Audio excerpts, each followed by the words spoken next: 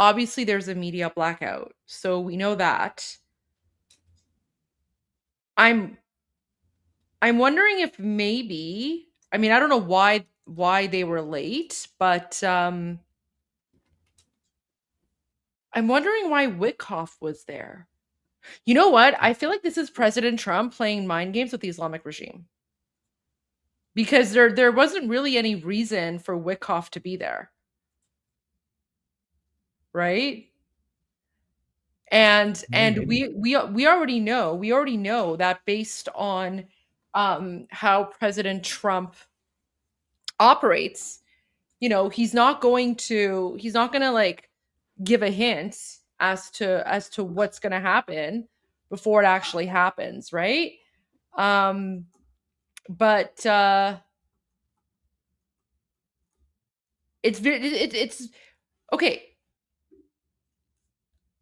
I find it very interesting that Steve Witkoff was there. Like, what was that about?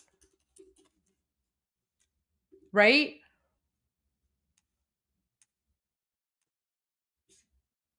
Yeah, what do you guys think in the chat?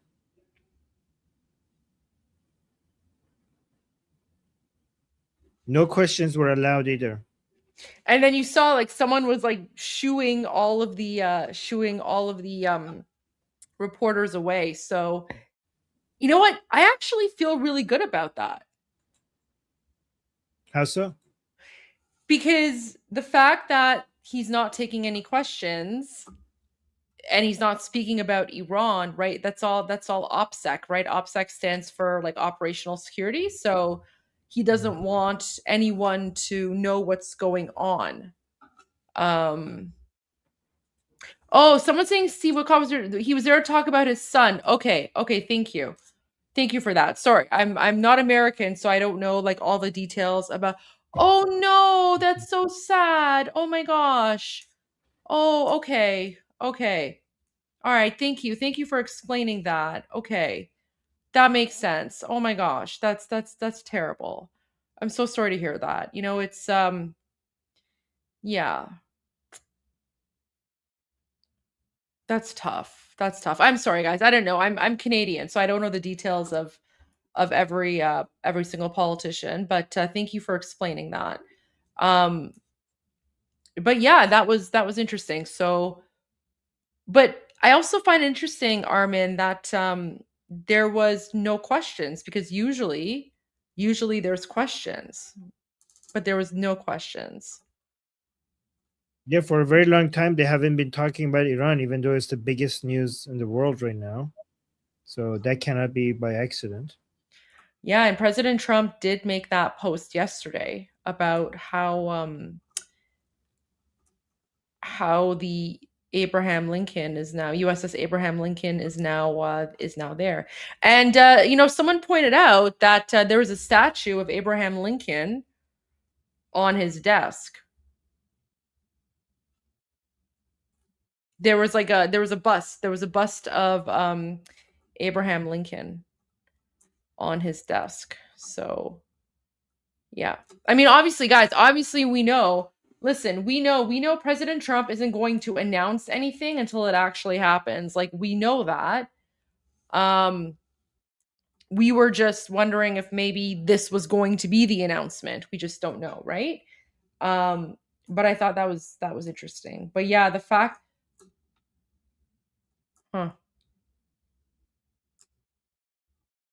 Wow. All right. Armin, do you have any news or videos for us? Or should we maybe go to, because we haven't done this yet. And I just, while President Trump was speaking, and also while Tusi was doing his news report, I took a look at my emails and I have an updated list of all the rallies that are happening around the world.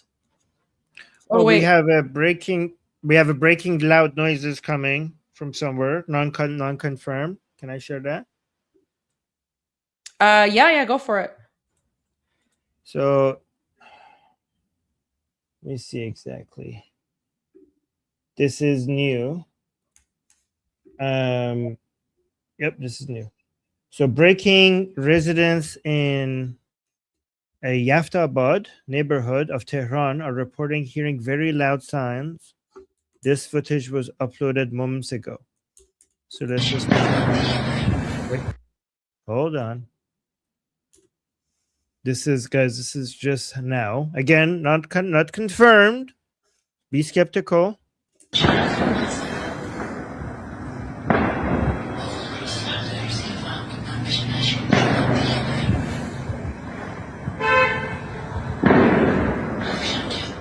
Yeah,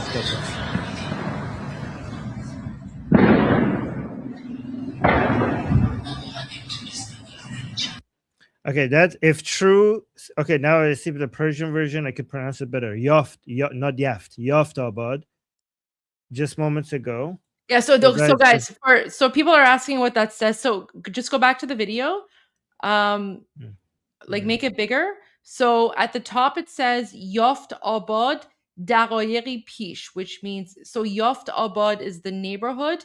Daqayeri Pish means a few minutes ago. Again, unconfirmed. We don't know if this is verified or not because it's just being put out there. We have to wait for like news or someone to confirm that. Yeah. If true, this is significant because it sounded to me like gunshots. I don't know if it is gunshots, but it sounds like gunshots. What do you guys think?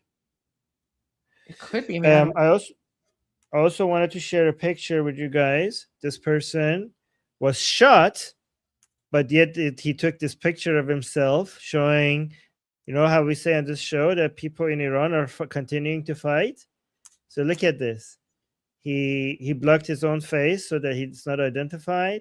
He's holding a picture of King Reza Pahlavi, and it says Javid Shah, means long live the king.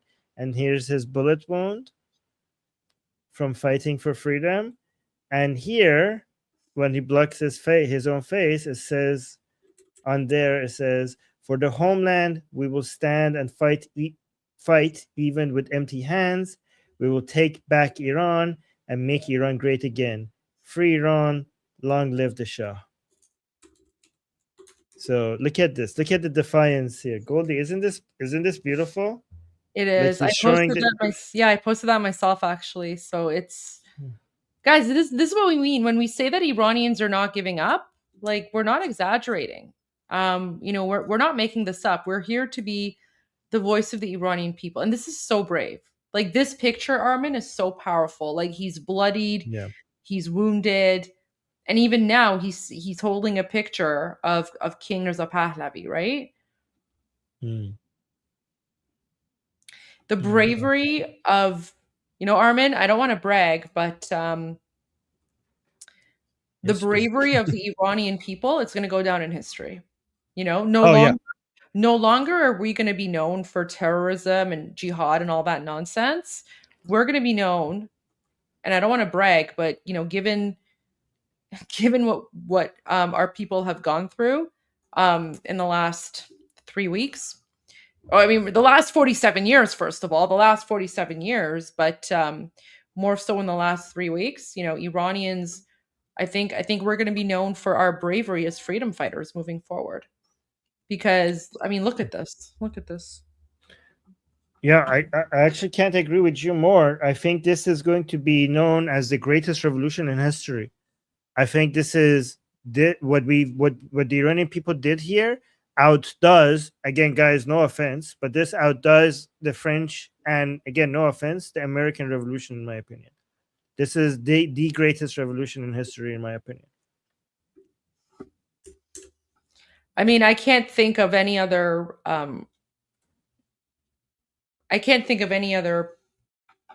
revolution where 36,000 people were massacred in 2 days.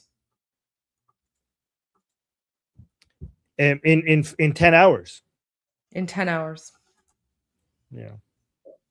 Can I show a video that is funny, but it's also impolite? Is it a fosh video? Yeah, but it's very short.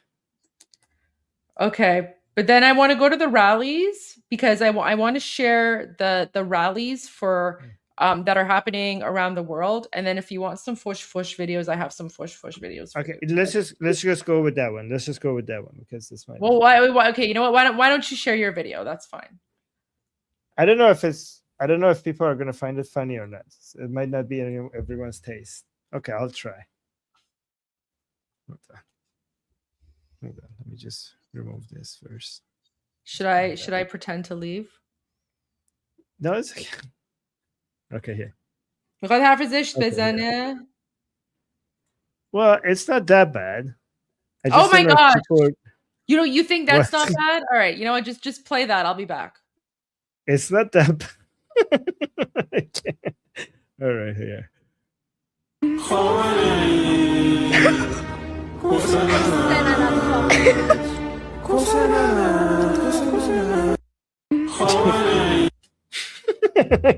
Okay.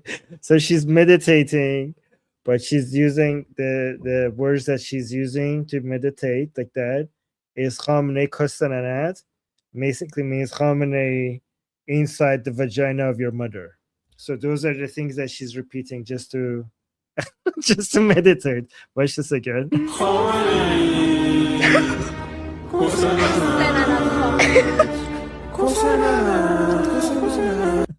Anyways, I think, yep, to appreciate this properly, you have to speak Persian.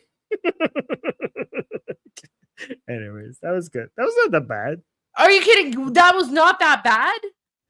That was like, when it comes to rudeness, that's like low level. این حرفا زشته. Oh my God, this is not at all. میخوای منو گول بزنی بگین حرف بده. این حرف بد نیست. Oh my gosh. It's lower level compared to how far we usually go. It's like lower tier rudeness. You know what? Just for that, I was gonna read all of the No. We haven't. No. Now you're gonna have to wait. You're gonna have to read all the posters now. Wait. Okay, yeah. I'm gonna tell people who sends me all the rude videos to. No, no. It's not the fault of the people. It's your fault because you said to me, "Oh, it's not that bad," and then that was terrible. Based on my okay. You have to read all the posters now. You have to read all the posters now. So why don't you open up the link? I updated it with all of the posters happening. There you go. That's I'm not sharing. That's your time.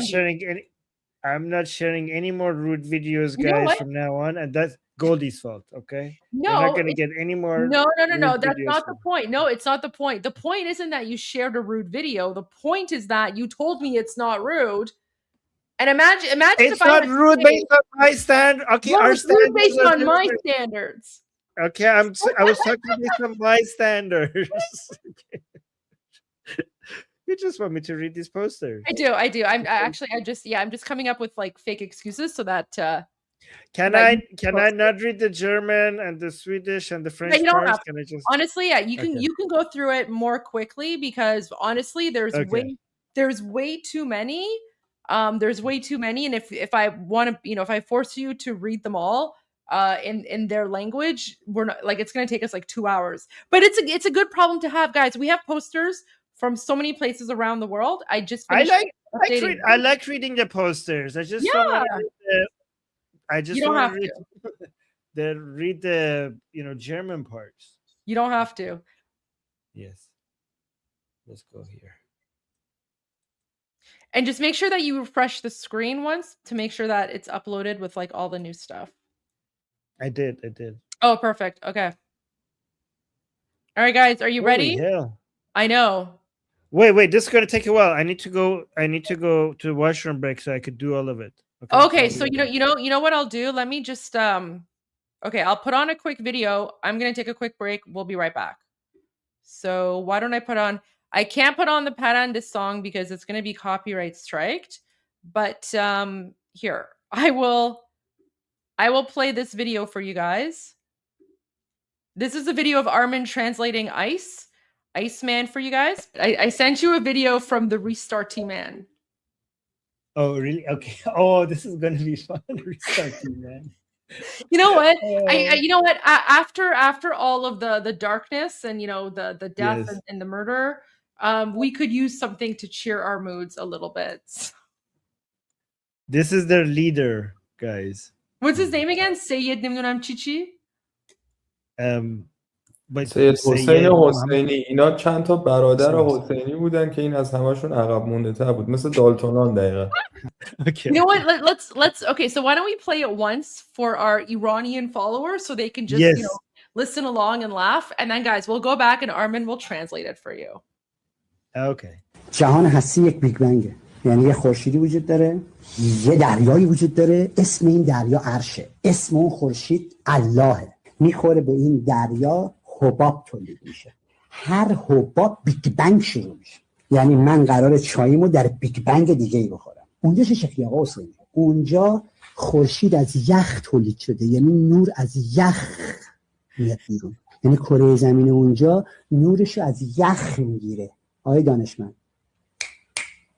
یخ نور تولید میکنه.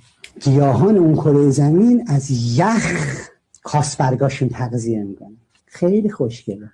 بعد 4 که تولید میشه، تو اون ثانیه وارد بعد 5 که میشی میبینی چه خبره. اصلا دختراش فرق میکنن، پسراش فرق میکنن. نه عزیزم، انقدر دختر خوشگل در جهان وجود. تو هنوز نمیدونی خورشید از یخ باشه چه دختری تولید میکنه. هنوز نمیدونی. اونجا اصلا همه چیز فرق میکنه. جهان What? You know what? The very people wants just his dealer number. This is the effect when you immigrate and the pure stuff come to your hand. Armin, I'm surprised by your expression. I thought you've seen this one before. I only review his political analysis. I haven't seen his metaphysical views. I've never watched. That's all you guys get. That's all you guys get. That was just a quick replay of the ice video. The ice video is available on both of our channels, so you can go and you can watch it there. We just needed a quick break, so we just gave you a teaser. Armin, did you see your expression? Yeah, did you edit that? I did. I listen. Have you not seen the video, Armin? Yeah. That's good. No, but have you not? I like how you. I edited it so that whenever you speak, your face gets bigger. Have you not seen it? Should we watch it? Okay, you know what? Let's watch Armin watching his video. What the hell? This is even more fun than his political shows. Okay, guys. Yeah, so for everyone in the chat who's wondering, when he says yach, so yach means ice, but we don't say yach. That's like a crazy way of we just say yach. It's just ice. So we say yach. He says yach. He's like yach or something. So yach means ice, but ice. Okay, yeah. Armin's gonna translate for you now. Oh my god, I don't even know. Okay. جهان هستی یک بیگ بنگه. یعنی So he's saying the world of reality is one big bang. خورشیدی وجود داره، یه دریایی وجود داره. There's the sun and then there's a sea. اسم این دریا عرشه. اسم The name of the sea is Arsh. دریا عرشه. اسم اون خورشید اللهه. The name of the sun is Allah. What the hell? Okay. اون خورشید اللهه. میخوره به این دریا، حباب تولید میشه. The sun will hit the sea and it creates bubbles. Bubbles will come out of the sea because the sun hit the sea. هر حباب بیگ بنگ شروع میشه. یعنی each one of these bubbles will start a big bang. من قراره چاییمو در بیگ بنگ دیگه ای بخورم. I will be drinking my tea in another big bang. چه شکلی آقا حسینی؟ اونجا So you ask me, Mr. Hosseini, what is that other world like? What is that other place like? اونجا خورشید از یخ تولید شده. یعنی in that place the sun has been made from ice. نور از یخ میاد بیرون. یعنی that means that light from the sun comes out of ice. کره زمین اونجا نورش از یخ میگیره. Meaning that in that world, the earth of that world receives its light from ice. آقای دانشمند. Mr. Scientist, pay attention, Mr. Scientist. یخ نور تولید میکنه. گیاهان اون ice creates light. In that world, ice creates light. نور تولید میکنه. گیاهان اون کره زمین از یخ کاسبرگاشون تغذیه میکنن. In that world, the plants in that world, their leaves gets energy from ice. خیلی خوشگله. It's so beautiful. خیلی خوشگله. It's so beautiful. بعد 4 که تولید میشه تو اون ثانیه وارد بعد 5 که میشی when the fourth dimension is created, in that second, when you enter the fifth dimension, ببینی چه خبره. then you will see what's going on. اصلا دختراش فرق میکنن، پسراش فرق میکنن. The girls in that world are different. The boys in that I think he likes the boys more than the girls, because in that world, the girls are different. The boys are different. نه عزیزم، انقدر دختر خوشگل در جهان وجود، تو هنوز نمیدونی خورشید. There are so many beautiful girls in that world. You have no idea. The girls are so beautiful in that world. You have no idea. تو هنوز نمیدونی خورشید از یخ باشه چه دختری تولید میکنه. You have no idea when light comes, when the sun is made out of ice. You have no idea what beautiful girls that would create. What the fuck? هنوز نمیدونی. اونجا اصلا همه چیز فرق میکنه. Everything is different in that world. What did I just say? You know what? If I was somebody working at DEA, I was showing him at the television for a perfect example of misusing or abusing psychoactive substance.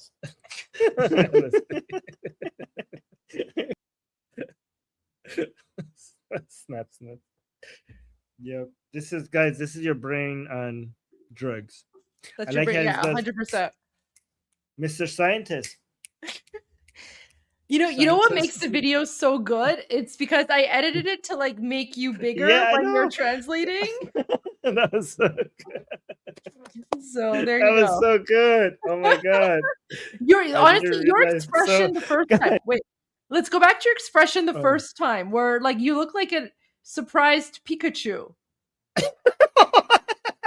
Look at this. Wait, look at this part. داره اسم این دریا عرشه. اسم اون خورشید اللهه. میخوره به این دریا حباب تولید میشه. هر حباب بیگ بنگ شروع میشه.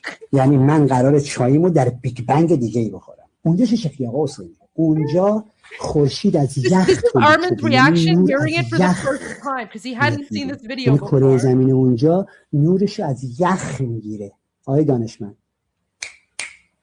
یخ نور تولید میکنه. گیاهان اون کره زمین از یخ کاسبرگاشون تغذیه میکنه. خیلی خوشگله.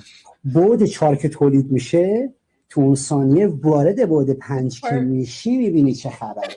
اصلا دختراش فرق میکنن، پسراش فرق میکنن.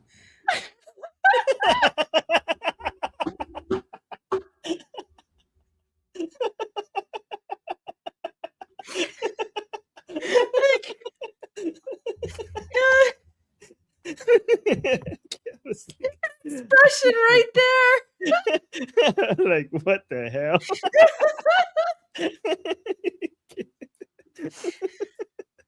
Okay. That just out of you, you're just like, what is going on right now? No, there you go. All right, okay. Yeah, that's like, that makes it right there. Armin's just like, what is happening right now? What is happening right now? Because I've been following this guy's political nonsense for years. I didn't know he also has like these weird metaphysical views. That's why I was so shocked. Oh my God. Forget Pikachu face. It's the Armin Yach face. Absolutely. It's the Armin Yach face. You know what? Meme that. Yeah. You know, so like Armin says, he deals with a lot of like, you know, crazy political stuff, especially when he's like speaking about these people in Persian, like on his Persian channel. So Armin's like seen it all.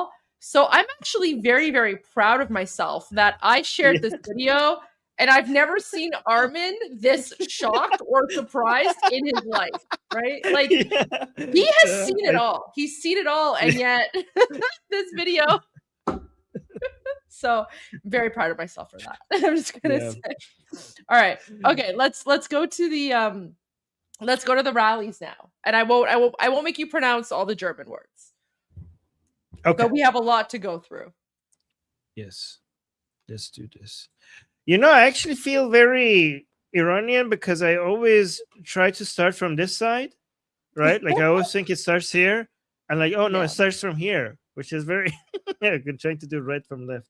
All right, you said skip this one, right? We're skipping this skip one. That one, yeah. All right, where's the music? DJ Goldie. Why is this not? It's there. It's starting. Why is it not double clicking? Weird. Refresh your page, maybe? Yeah.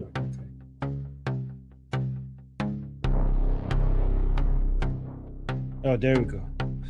All right. So we're starting with Denmark. Aalborg, Denmark.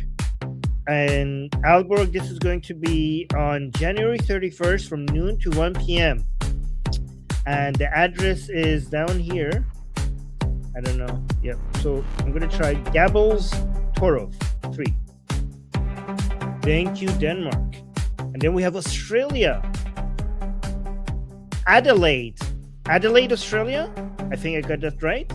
This is on Saturday, January 31st from 6 p.m. to 8 p.m. Parliament of South Australia. That's the address.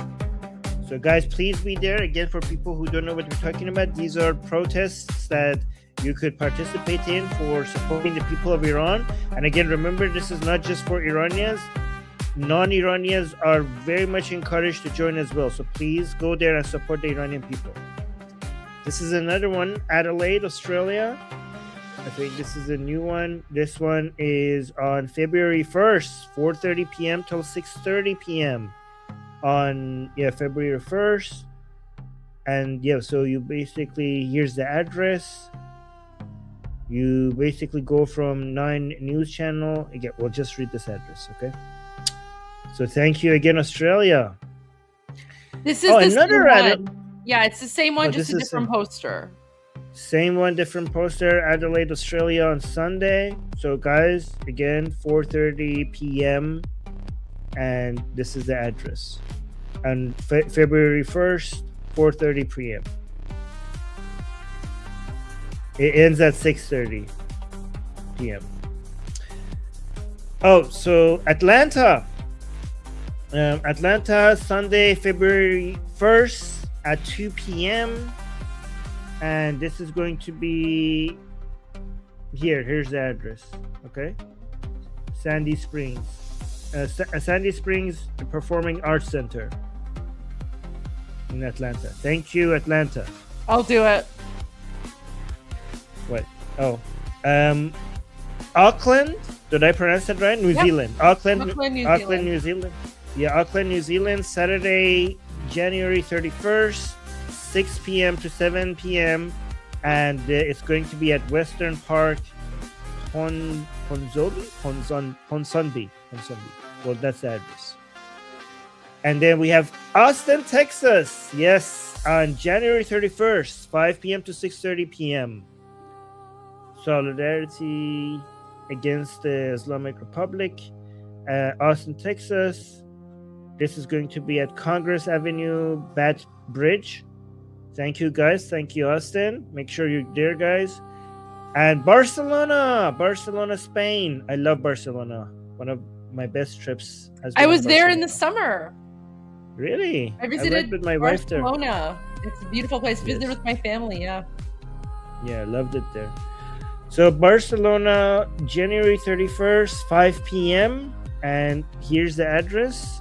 Thank you, Barcelona. Guys, again, if you're in Barcelona, it doesn't matter if you're Iranian or non-Iranian. Please participate.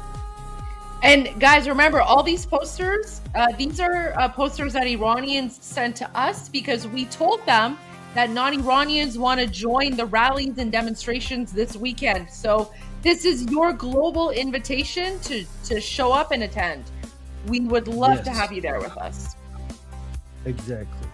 So this is Belfast City Hall, Rally for Iran, Sunday, February 1st at 1:30 p.m.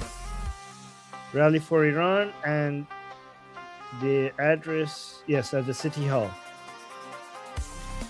And then we have Norway, The city name, I think, is Bergen. Yep. Bergen, Norway. And this is going to be at January 31st from noon to 1 p.m. And here's the address. And then we have Berlin. Berlin, January 31st at 2 p.m. till 6 p.m. And here's the address. And then we have Bern, Switzerland. Wait, Armin, یه لحظه یه نفر داره میگه من از ایران به سختی بحث شدم. دمتون گرم که صدای ما هستید. I'm just going to translate this. سعادت بشم. خیلی لطف میکنین. So, someone just posted, I'm connecting from Iran with very difficulty. Thank you very much for being our voice. So I just wanted to share that with you. So there's a message from someone in occupied Iran who's watching this channel, this live stream right now. سپاس از حمایتتون. Everyone, put what should we put? Put an F in the chat to support Farhad. So everyone put an F in the chat to show Farhad how much we support Iranian people, those of us who are outside of occupied Iran. Put an F in the chat. There you go. سپاس از حمایتتون فرهاد. نگران نباش، ما صدای شما هستیم. So this one, Switzerland, Bern, if I pronounce it right. So this is Saturday, January 31st. Let me just say, برای فرهاد میخوام بگم که فرهاد جون به همه تو چت گفتم که یه F توی لایو استریم بذارن که نشون بدن که دارن از شما حمایت میکنن، به خاطر اینکه همه الان دارن F توی چت میذارن. Thank you. All right. F for Farhad. F for Farhad. Yes. So this is Bern, Switzerland, January 31st from 2 p.m. to 3:30 p.m. And here's the address. Thank you, Switzerland. And we have Boston from noon till 1 p.m. Saturday, January 31st. And in front of Boston Public Library. Wait, can we translate this? Yes. What is he saying? واقعا اینجا شرایط خیلی سخته. He's saying the situation is very hard here right now. خواهش میکنم صدای ما باشید. Please be our voice. این همه جا هستن. Okay. بیرون Oh, he's saying that the regime forces are everywhere. بیرون like the outside is filled with regime security forces. خدا به دادمون برسه. God help us. دارم فقط صدای شما رو میشنوم. اینترنت به شدت ضعیفه. I'm only hearing your voice because I don't have video. He doesn't have video because the internet is really bad. He's only فرهاد نگران نباش. ما صدای شما هستیم. ما الان 33 روزه که داریم راجب ایران و انقلاب صحبت میکنیم. خیالتون راحت باشه. همه دنیا پشتیبانی شما هستن و الان همه توی لایو چت دارن با شما حمایت میکنن و میگن که پشتیبانی شما هستن. درود به شرفتون. اصلا نگران نباشین. ما همه این موقع الان 33 روزه که داریم صبح تا شب روی یوتیوب لایو استریم میذاریم. سپاس از حمایتتون. لطفاً مراقب خودتون باش. از دور دستتون رو میبوسم. All right, we go to but by the way, Goldie told her that don't worry, we're here, voice here, and we kiss your hand from far away.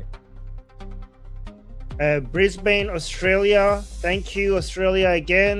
Saturday, January 31st from 4 p.m. to 6 p.m. Brisbane, Australia. And the address, this is the Redcliffe, I think, place. Redcliffe place. Redcliffe. Brussels, Belgium. Thank you, Belgium. On January 31st on Saturday, 2 to 4 p.m. And here's the address. And then Brussels, Belgium again. This is going to be on Sunday, February 1st, in front of the station for the North Railway Station. North Railway Station in Brussels, in front of it at 2 p.m. That was my translation from Persian. I don't know if that's true. And guys, remember, all of these posters are available on that website, tinyurl.com/Iran rally. The link is in my video description. The link is in Armin's video description. It's in, in the thing here, like the banner, scrolling banner thingy. So you guys can go look it up yourselves as well. This information is publicly available. Right. Yes. And now we're in Budapest. Budapest is new. January 31st. Yeah. Yes. January 31st at 3 p.m. And it starts at the intersection of here and here. So just watch this. Just read this one. Okay. And Calgary, February 1st from 2 p.m. till 3 p.m. at the Calgary City Hall. Thank you, Calgary. Cambridge on January 31st, Saturday, January 31st from 2 p.m. till 4 p.m. And the location is at the Market Square. And Charlottetown. Prince Edward Island is showing up. As a Canadian, that makes me so happy. درود به شرفتون توی پرنس ادوارد آیلند. دست تک تکتون رو من میبوسم. من ببین آرمین، دست تک تک همه ایرانی ها تو کل دنیا میبوسم که همه این اطلاعات رو برای ما فرستادن. واقعا شما دارین کمک خیلی بزرگی میکنین. سپاسگزار از همه. Goldie is thanking all the Iranians involved in all corners in the world for doing all of this. By the way, when they say I kiss your hand, means I am grateful for your efforts. Or again, being grateful. We're very poetic. So, We'll say I kissed your hand. We'll also say the biggest piece of your body will be the tip of your pinky finger. So there you go. We're very poetic in how we express our feelings. So this is going to be on February 1st, 11:30 a.m. till 1 p.m. And here's the address. And then Chicago on January 31st, 2 p.m. till 4 p.m. And here's the address. And then we have New Zealand. Christchurch. New Zealand. Oh, I remember Christchurch for bad reasons, unfortunately. Oh. So, yes. Christchurch, New Zealand. And this is going to be at January 31st from 4 p.m. till 5 p.m. So, and the location is at the Bridge of Remembrance, Christchurch. Okay. Say their names. Thank you, New Zealand. And Armin, I also confirmed all these posters that I'm sharing, even the ones that don't have something to do with King Reza Pahlavi, I responded back to them and I was like, can you confirm that your organization or your group supports King Reza Pahlavi? And they said yes. So even if there's no imagery, so guys, even if there's no imagery or something here, these are all people who support King Reza Pahlavi as a leader of the Iranian National Revolution. So, I mean, I wish the posters were better, but honestly, given the fact that we're hearing from very, very tiny communities of Iranians around the world, it is what it is. But, people are trying their best. So we're giving them all love. Yep. This is Cologne, Germany, February 1st. Can't zoom in because it's a video at 2 p.m. Where's the address? This is going to be hard to read for people. Oh man, yeah. Okay, guys, send us images, not videos, please. Images. I don't understand why there's a video of an image. All right. But people can go to the link. People can go to the website and they can download the video and they can see it. Yes. And this is Denmark, Copenhagen, Denmark. And it's going to be... Can you scroll up to the name? Because Copenhagen... Okay, so Copenhagen is having two. This one is happening tomorrow on Friday. I don't see the date here. Oh, so it says Fredag.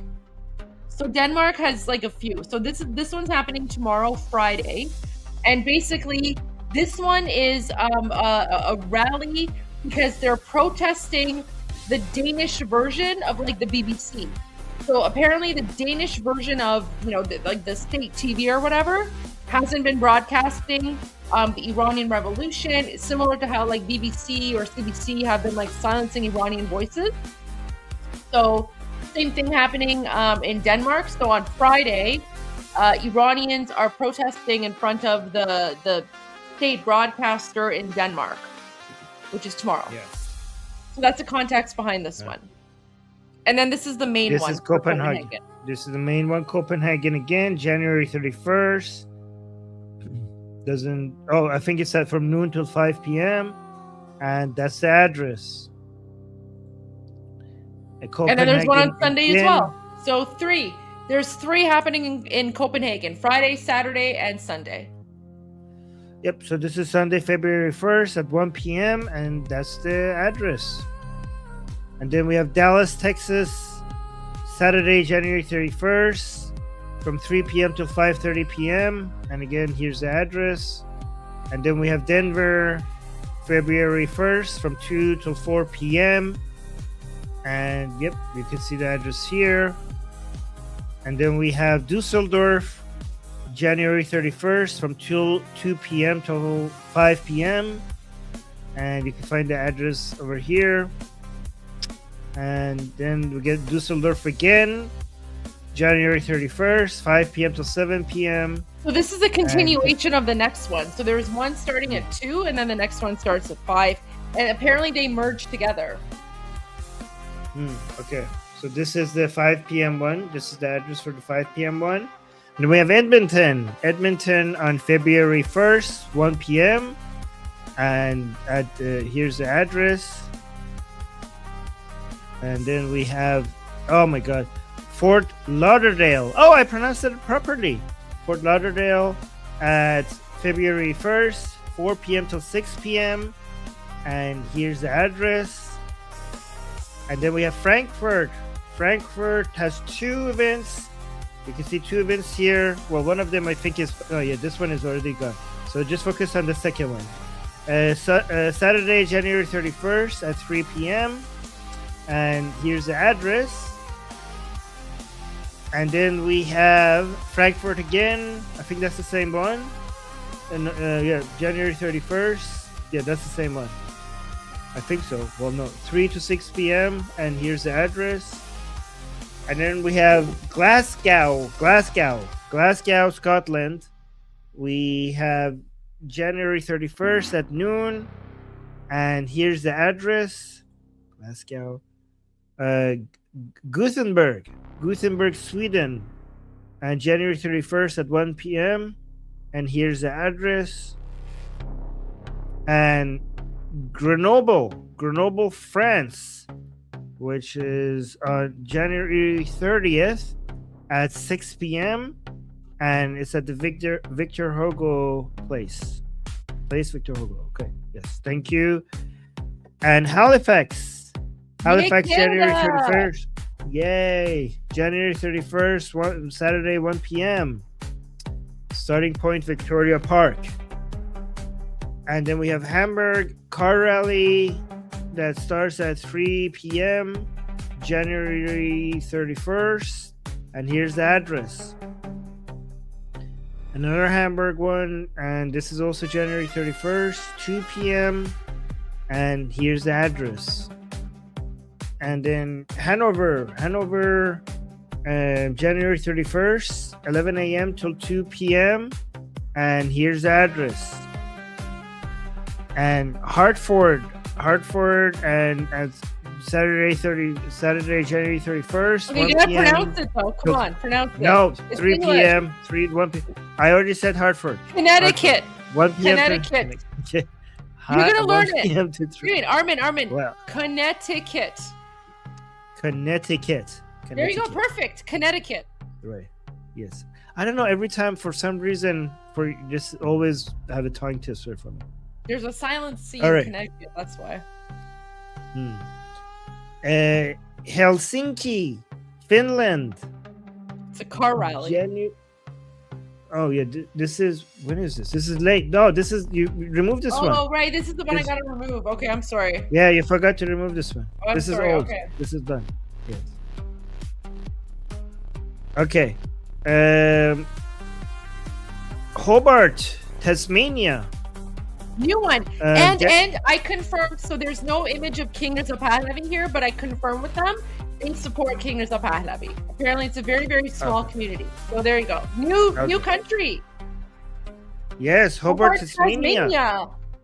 Wow. Guys, I'm telling you, Iranians, we're everywhere. We are everywhere, even in Tasmania. So proud of them. For some reason, I just keep the image of the Tasmanian devil in the Looney Tunes comes into my mind whenever I hear Tasmania.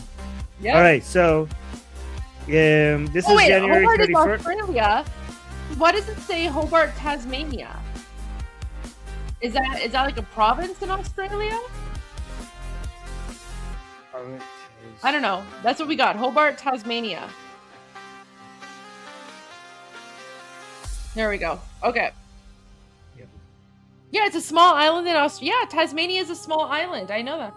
Okay, it's this. Okay, so Tasmania is like a province. It's a state. Okay, so it's part of Australia. Okay. Remember that Looney Tune cartoon that would go do tornadoes? Yeah, that one. Yeah.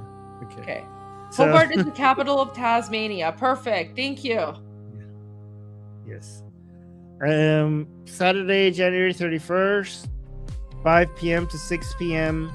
in front of the Parliament House. And then we have January 30th. Oh, where is this? This is Houston. January 30th from 4 p.m. till 6 p.m. And here's the address. And Houston again from Sunday, February 1st from 3 p.m. till 5 p.m.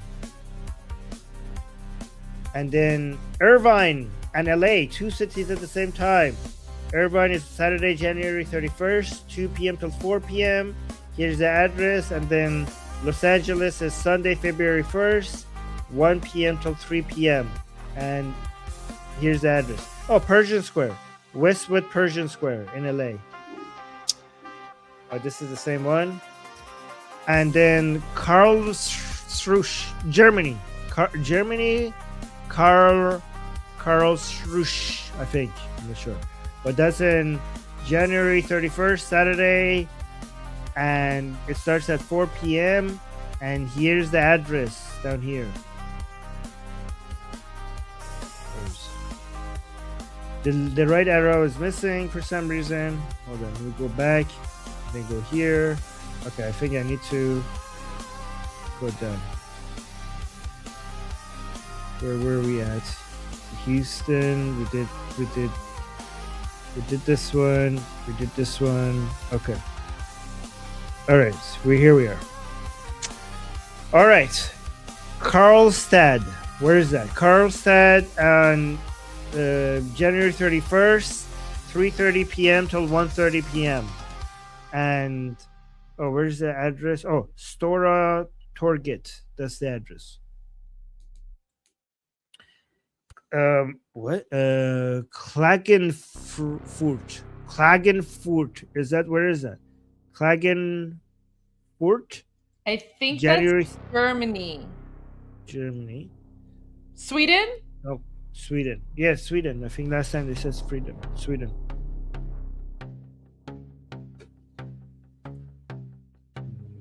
me see.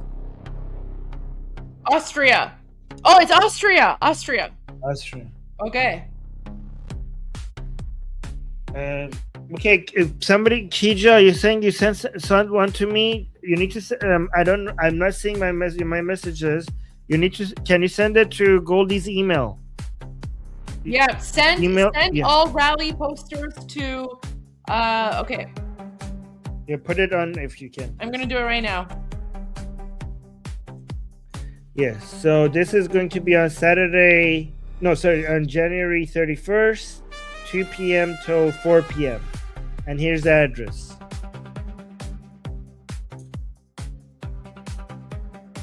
Oh, it says Autriche right here.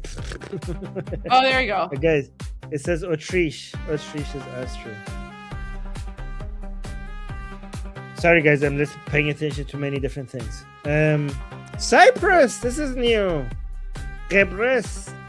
Cyprus, in the city of Limassol, I'm not sure. Oh, this is late. This is late. This is January 28th. So remove this one. Yeah. Oh, Sweden. Linkoping. This is on February 1st, Sunday, 1 p.m. to 2 p.m. And here's the address with your weird dots. And okay, this is another Likoping. This is on February 1st, 1 p.m. till 2 p.m. And here's the address.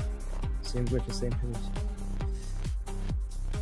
Portugal, Lisbon, Portugal, February 1st, 3 p.m. till 5 p.m. And here's the address.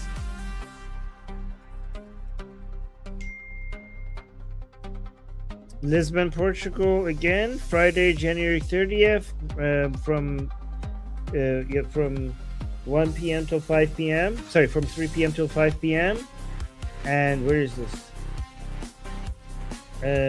This is on Friday. Where's the address? Oh, okay, here's that. U.S. Embassy. Yeah, U.S. Embassy. In front of the U.S. Embassy. مقابل سفارت آمریکا در لیسبون. London, UK. This is 2 p.m. till 7 p.m. Oh, this is 3 days. Wow, guys. All of them have the same address. 16 Princess Gate in London. We have Friday from 2 p.m. till 7 p.m. Saturday from noon till 7 p.m. And Sunday from 11 a.m. till 1:30 p.m. And you're going to be... Yeah, this is fantastic, guys. 3 days for London. Killing it in London. Good job. Oh, this is London again. Is that the same repetition of what we just saw there? I think so. Yeah, this is the Persian version. Oh, no, this is a different location. These are in front of the embassy. Oh, maybe that's actually the same. Yeah. No, that's the same.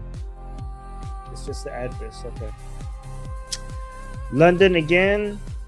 I think this is again the same. These are the same posts. So apparently, what's happening in London, because London, UK is the only holdout for listing the IRGC as a terrorist entity. So Iranians in London are going all out. They're literally demonstrating every day in front of the Islamic regime embassy. So, guys, if you're in London, UK, or nearby, you want to support Iranians, just go to the embassy of the Islamic regime, and you'll find a bunch of stuff there. But I put all the posters there as well.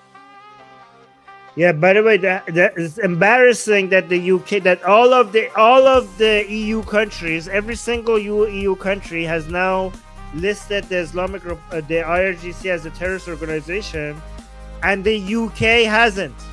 So Canada has, US has, Germany has, even France has listed the IRGC as a terrorist group, but the UK has still not. This is embarrassing.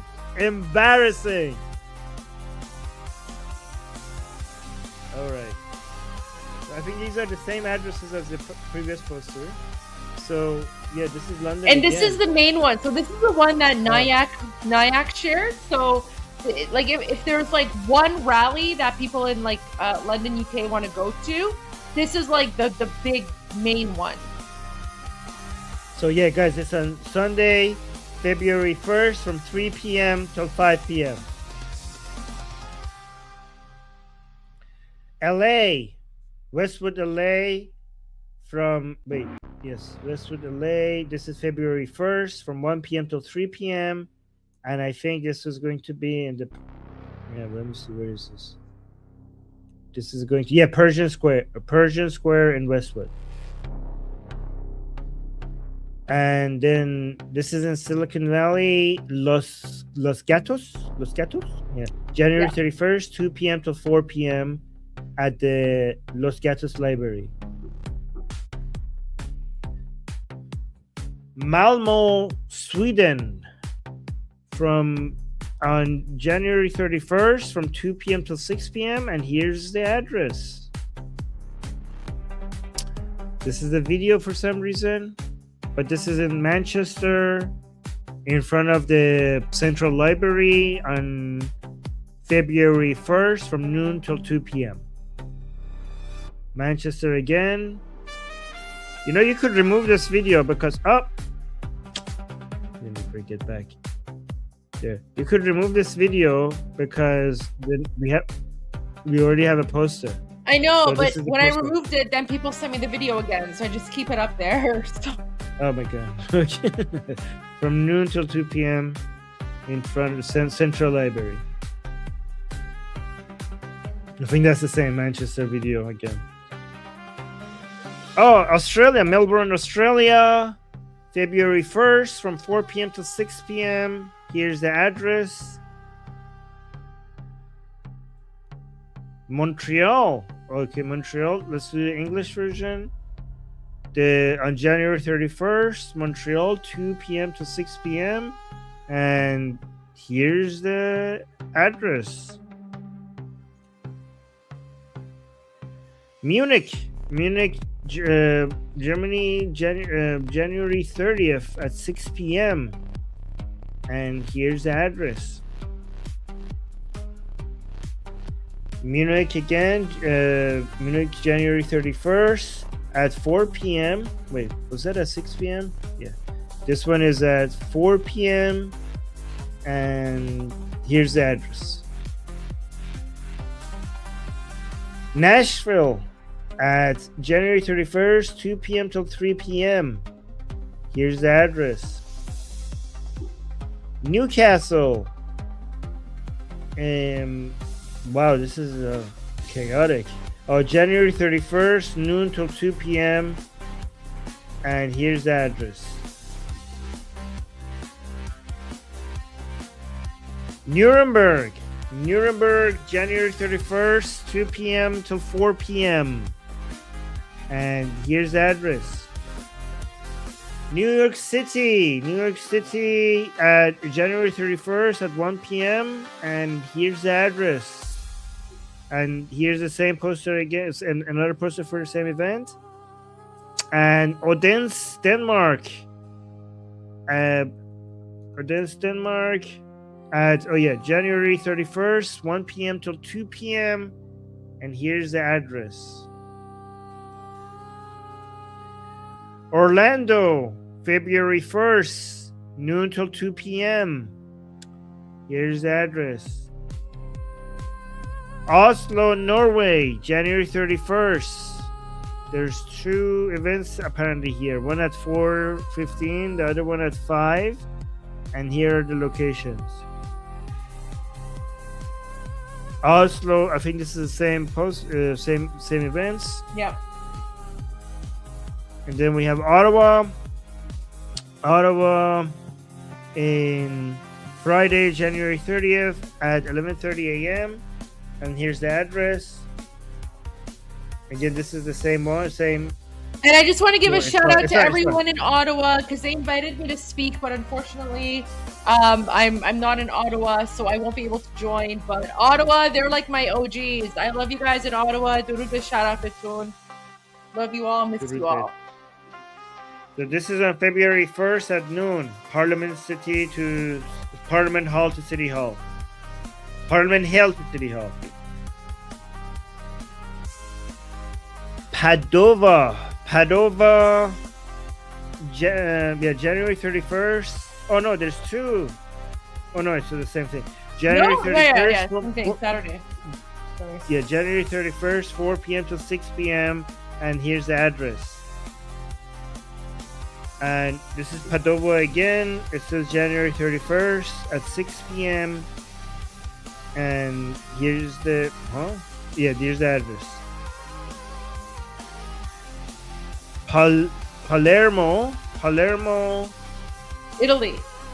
yeah, Italy. This is going to be January 31st at 4 p.m. And here's the address.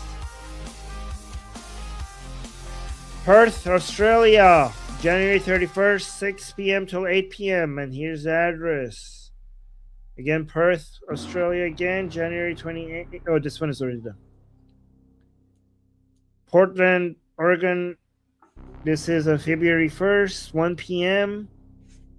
Here's the addresses.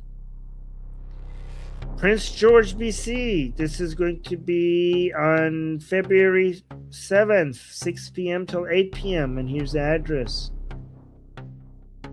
Rome, January 31st, 2 p.m. Here's the address. San Antonio, Sunday, February 1st, 1 p.m. till 3 p.m. And here's the address. San Antonio again, January 30th, 6 p.m. till 8 p.m. And here's the address. San Diego on Friday, January 30th, 6 p.m. till 8 p.m. And the address just says Sufi Restaurant, so I hope you know where it is. San Diego again, January 31st, 2 p.m. till 4 p.m. And here's the address. San Francisco, February 1st, noon till 2 p.m. And here's the address. And then San Francisco again, January 31st at the Golden Gate, Human Chain on the Golden Gate Bridge. On January 31st, 11 a.m. to 2 p.m. Here's the full address. Saskatoon from January 31st, 1 p.m. at here, and here's the address: College Drive and Wiggins Road. Seattle on Sunday, February 1st, 1 p.m. till 3 p.m. And here's the address. Sheffield, UK, Sunday, February 1st, noon till 2 p.m. And here's the address. Oh, I think we have to get the rest here. Let's go down.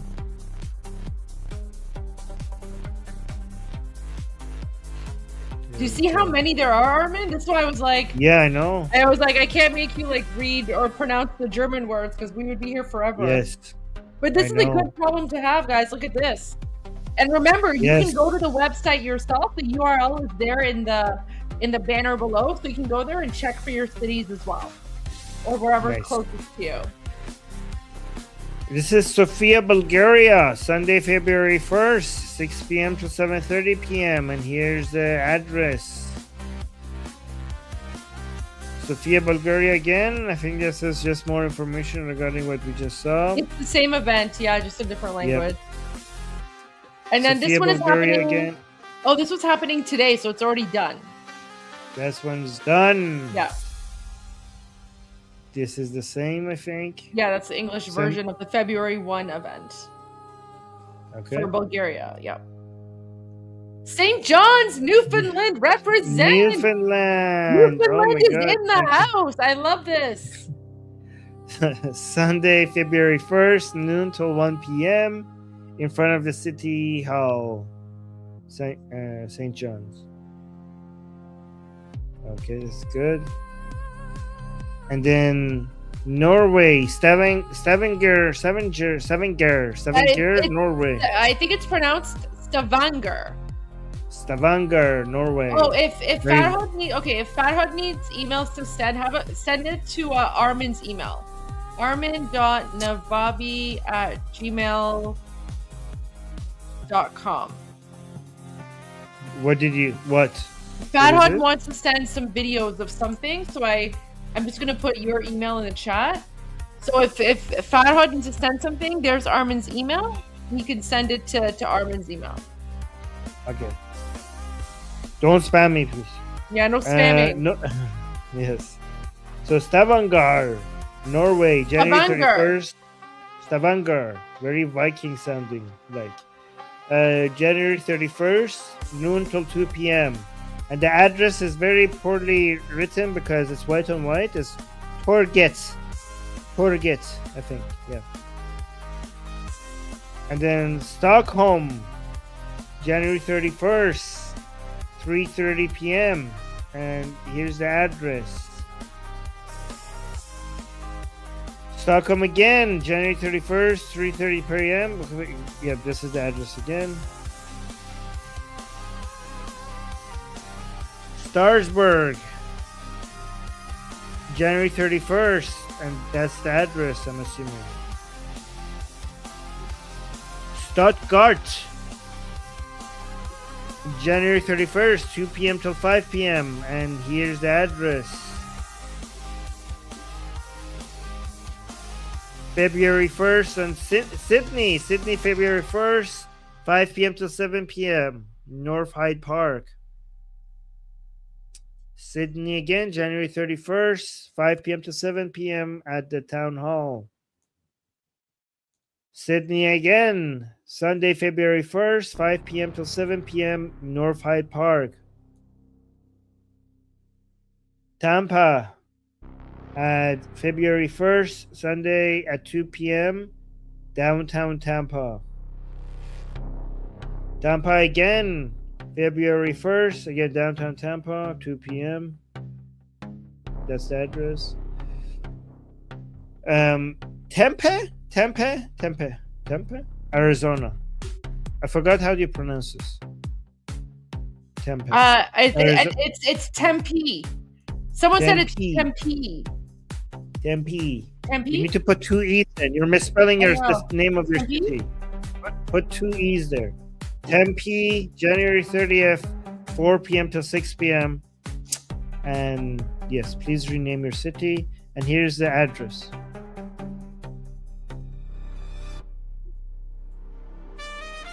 And The Hague, Netherlands.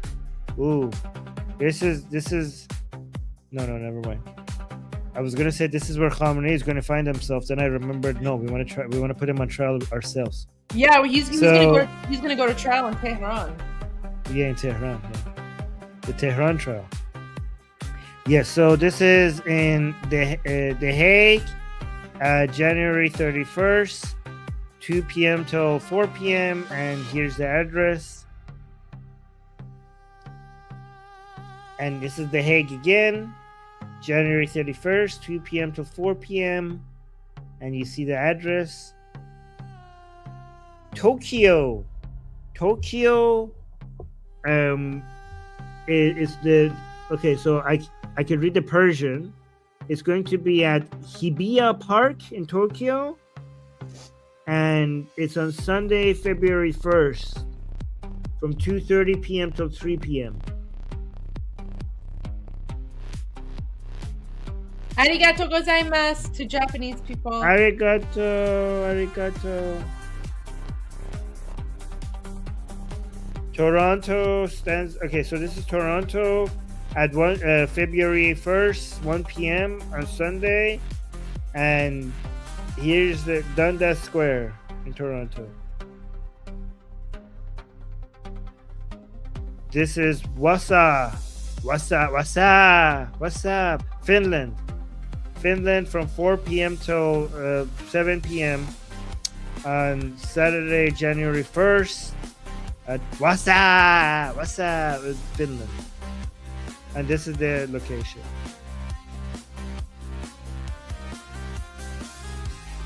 So this is there's no images of King Reza Pahlavi, but I asked the person that sent this to me. I was like, is this organized by people who support King Reza Pahlavi? And they said yes. So I mean, they could have done a better job, but it is what it is. So I have it on their word that they support King Reza Pahlavi, and this is not like an MEK thing. Yeah, by the way, guys, don't worry if you think like they could lie. There is no chance. An MEK is physically impossible for an MEK to say that they support Princess Pahlavi. Okay, it violates the laws of the universe. It's basically against the laws of math and physics for an MEK member to actually be able to say, to even lie about supporting Princess Pahlavi. So if they say they support Princess Pahlavi, they're not MEK. Okay, so this is Valencia. Oh, Italy? Yeah. Okay. Valencia, Italy. And this is going to be on January 31st at 5 p.m. And here's the address. Vancouver. Guys, Vancouver, you don't even need to check the address. The address is always in front of the art gallery. So February 1st, 1 p.m. till 3 p.m. Actually, check. just in case. So this is February 1st. This is again Vancouver, February 1st, 1 p.m. to 3 p.m. in front of the art gallery. Vienna, February 1st on Sunday. This is at noon, from noon till 1 p.m. and here's the address. Vienna. Oh, this is already. We already did this. Vienna, Australia again, February 1st, noon till 1 p.m. and here's the address. Village Green Park at Great Neck, Long Island. At February 1st, 12:30 p.m. Yes, so that's the address down here. Village Green Park. Washington, D.C., Saturday, February 1st at 2 p.m. Lincoln Memorial. Washington State. Where though? Saturday. This is different. This is Bellevue Park. So one is Washington, D.C. This one is Washington State, Bellevue Park. That's all I know. I think this should be in B. This should be in B. Because we're putting based on city names, not the state names, right? Yeah, but I don't know what city this is. It's just Washington State, Bellevue Park. So Americans, you what guys city figure is it out. this? Yeah, guys, tell us what city is this.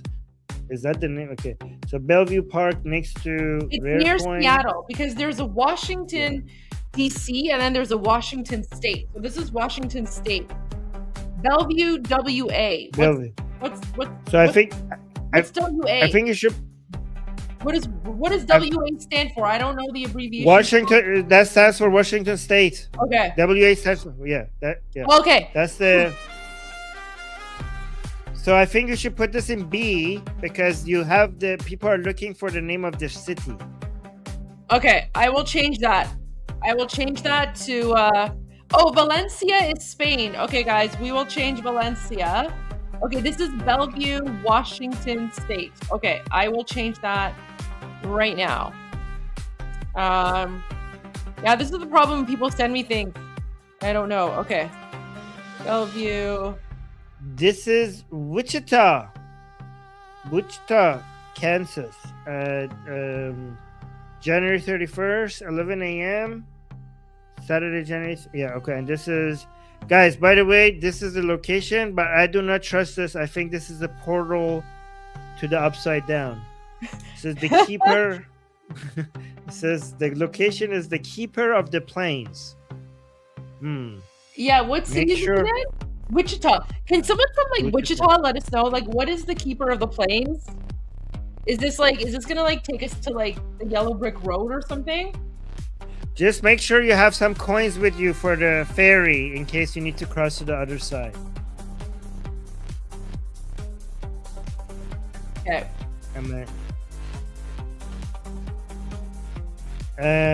Yeah, This okay, is so Windsor, Canada, Saturday, 3 p.m. And here's the address. This is Winnipeg, Manitoba. And it's going to be February 1st at 1 p.m. at the Human Rights Museum. This is another video that's supposed to be an image instead. This is in Australia. Wollongong. Okay. Saturday, January 31st, 5 p.m. till 7 p.m. I think that was the last one, right? That was the last one. There you go. Oh my god, we did it, Look guys. at all of them. Wow, that's so a lot. many. And remember, guys, you can go check this out yourselves on the link. It's tinyurl.com/Iran Rally. You see it right there. All the demonstrations are there. The link to this Google Drive folder is also in my video description. It's in Armin's video description. So you can find it there as well. Just go to YouTube, find the videos. I posted it on X. I'll post it again. I'll repost on X in a little bit. I've posted it on Rumble before, but there you go, guys. So you can search it up And yeah, now you know where to go if you want to support Iranians who are demonstrating and fighting for freedom. So we look forward Guys, to all of you joining us wherever guys, you that are. was that was 134 posters. 134 posters. Amazing. I'm so proud of Iranians. Like, they're really, really stepping up, right? Like, they're stepping up all around the world, wherever they are. Yeah, we're just really stepping up to be a voice for our, friends and family inside of occupied Iran. So there you go. Right. And if you don't see one for your city, that's a great opportunity for you to start one. Or, you can do a search because again, Armin and I, like, our reach isn't like 100%. So, so you're welcome to go and like search as well, like search on Instagram, search, on Google or Instagram and see what you can find. There you go. So, yes. All right. Armin, do you have any breaking news for us or, let me see if so. do you want? But I was thinking maybe we could take a quick, if you don't mind, maybe we could take a quick, like 15-minute break, and then we can come back, and that gives us some opportunity. Yep. I have to go soon. Okay. But so why don't you give us your updates? So why don't we do that? Oh. So why don't you give us your updates? And then I was gonna send you some Fosh videos, but I'll leave that for next time since you have to go. That's fine. Well, next time. No, that's fine. You go. That's fine. Do your thing. And then I'm going to take a quick break when you're done sharing your videos, because I have to do a few things. I'm going to come back because we were actually watching a video by King Reza Pahlavi earlier, and I've been monitoring the news as well. So let's go to your update first. Well, actually, I've shown you everything I have. I have some videos from inside Iran, but that haven't been released yet, and now just recently been released, but they're basically the same as the videos that I've shown before, like protest, injured people. There's this video of this woman showing her eye that was shot at, that is showing what they did to her. Like, her eye is still intact, but she's showing it.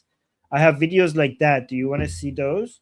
I have video of somebody who's been shot and injured on the ground. Some videos of the protests that only now have been released.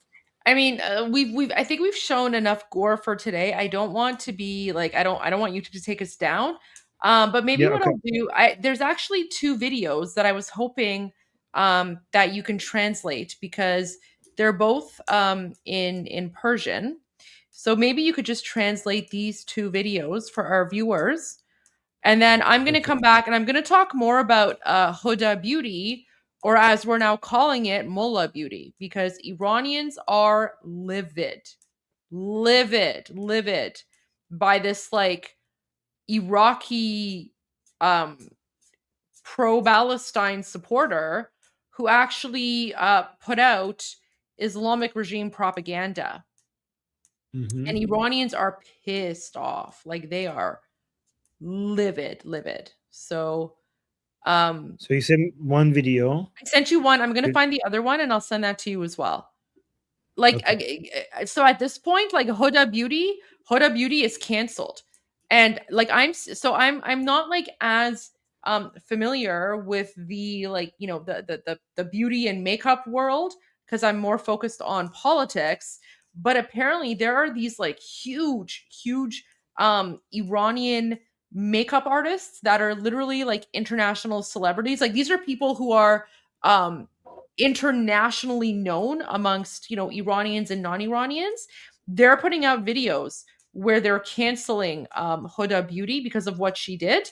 And apparently it's going viral. And now, like, there's a whole trend of like Iranians that are just trashing and throwing out Huda Beauty makeup products. And now all Iranians are also boycotting Sephora, and that's going viral as well. So I want to talk about briefly, but I'm sending you 2 videos if you could just translate them, and I'm going to take a break, And then when I come back, we're going to talk more about this anti-Semitic Iraqi woman who, posted pro-Islamic regime propaganda. Okay. All right. So let's go. What if I finish before your 15 minutes is up? What do you want me to do then? No. I'll be here. I'm going to take the break after you're done. No, I want to be here for the translations. Oh, okay. Yeah. All right, let's go through this one first. Do you want me to read the transcription, the caption as well? No, okay. I mean you can, but you could just translate it. Let's start. All right, let's go through this one first. یه حرف کوتاه با اونایی که میگن اگه شاهزاده رضا پهلوی فراخوان نمیداد این همه ایرانی کشته نمیشدن. So she's saying, I have a short thing to say to the people who say that if Prince Reza Pahlavi did not give his call to action for Iranian people to come to the streets, then this many Iranians wouldn't have died. So basically blaming Prince Reza Pahlavi for all the Iranians who've died. So she has a response to them. اینا همون کسانی هستند که قبلا میگفتن شاهزاده رضا پهلوی توان رهبری و انسجام بدنی اجتماعی رو نداره. Yeah, she's saying exactly. This is what I said too. She's saying these are the same people who said that Prince Reza Pahlavi does not have the power to basically create such a movement, to be able to mobilize this many people. He doesn't have the leadership or the power. That all of his support are fake. The support for him is fake. Like these are the same people who challenged him that if he really thinks he's a leader, let him give a call to action to see what happens. Now that he did that, people are saying like, oh no, he's responsible for all of these people's death. میلیون‌ها ایرانی در ایران و سراسر دنیا اسمش رو صدا میزنن، باز همونا اومدن وسط. Now that millions of Iranians inside and outside of Iran are shouting his name, now those are the same people who have come now. و میگن فراخوان بی برنامه بوده. And they're saying that the call to action was without any preparation. It had no program. It had no planning behind it. And they're saying this is why the Prince Reza Pahlavi is responsible for all the lives lost. So he's responsible for the massacre. The massacre that the Islamic Republic has done. This lie and this falsification of reality and this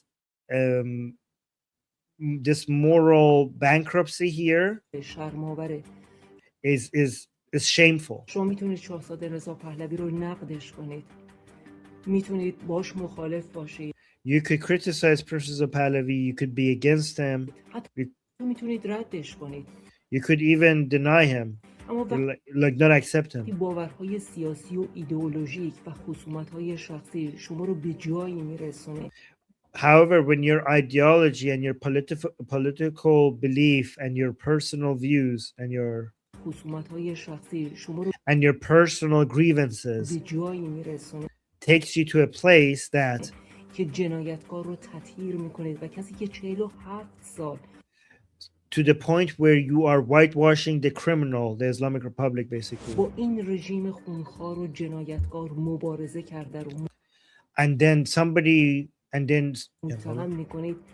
then you accuse somebody that has been fighting against the Islamic Republic for 47 years, meaning that you're accusing Prince Reza Pahlavi instead of the Islamic Republic. این دیگه اسمش نقد نیست. This is not criticism anymore. این ایستادن آگاهانه در کنار جنایتکارانه.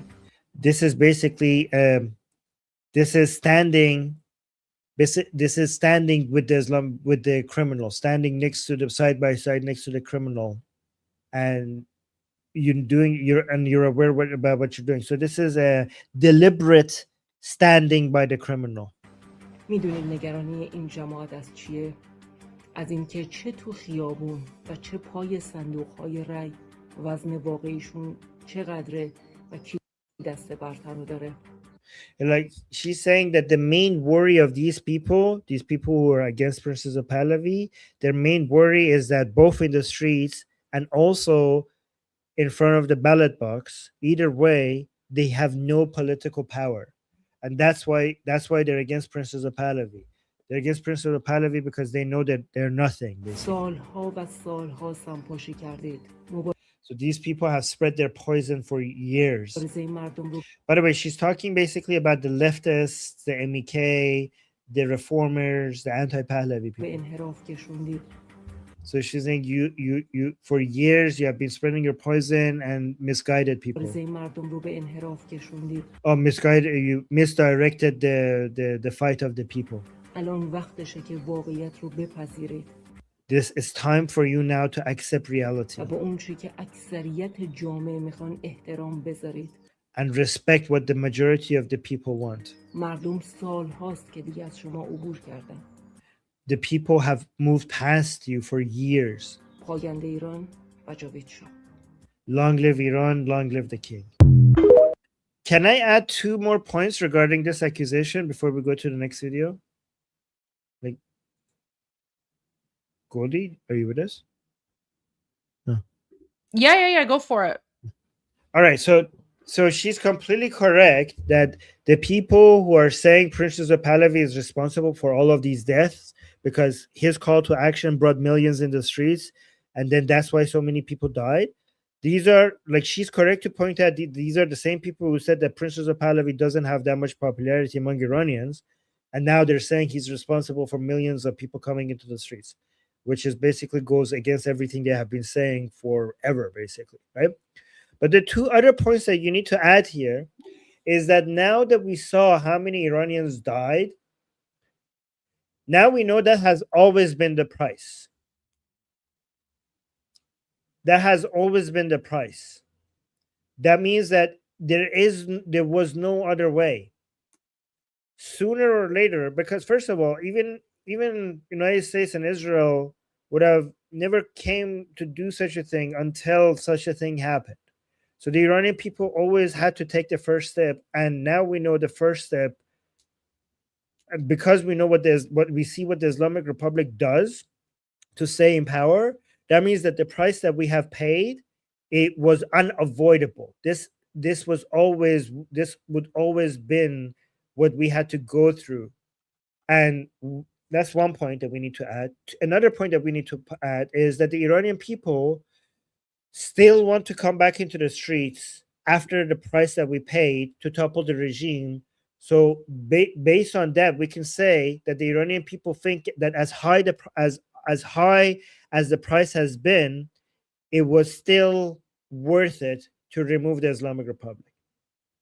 That's the second point I wanted to add. A third point that I wanted to add is that the number of people that the Islamic Republic has massacred is extremely high. However, the Islamic Republic kills more by staying in power than when it kills when it's shooting at people in the streets. And this is the cost of the Islamic Republic that people don't see because it's boring. The reason why it's boring, and once I start explaining it to you, you guys, some of you are going to get bored, right? Because the Islamic Republic, while it's in power, because of the way it pollutes the air, the low-grade fuels that they burn for their factories, because of the way it pollutes the air, because of the way the low standard for cars and roads, because of the low standard that they have for their healthcare system, and many other things, every year the Islamic Republic kills more in that way, more than the 30,000 people or more that they shot in the streets.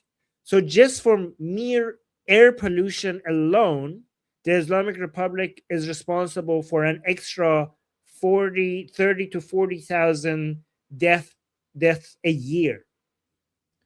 And then for car accidents, because of poor quality cars and lack of imported cars and poor road conditions, that's an astronomical number. Healthcare, lack of access to medicine, the numbers that the Islamic Republic kills in indirect ways are astronomically higher than the number of people it kills by pointing at them and shooting at them. This is why even though this price is very, very high right now that we're paying for toppling the Islamic Republic, the price is still lower compared to the price of keeping the Islamic Republic in power another year.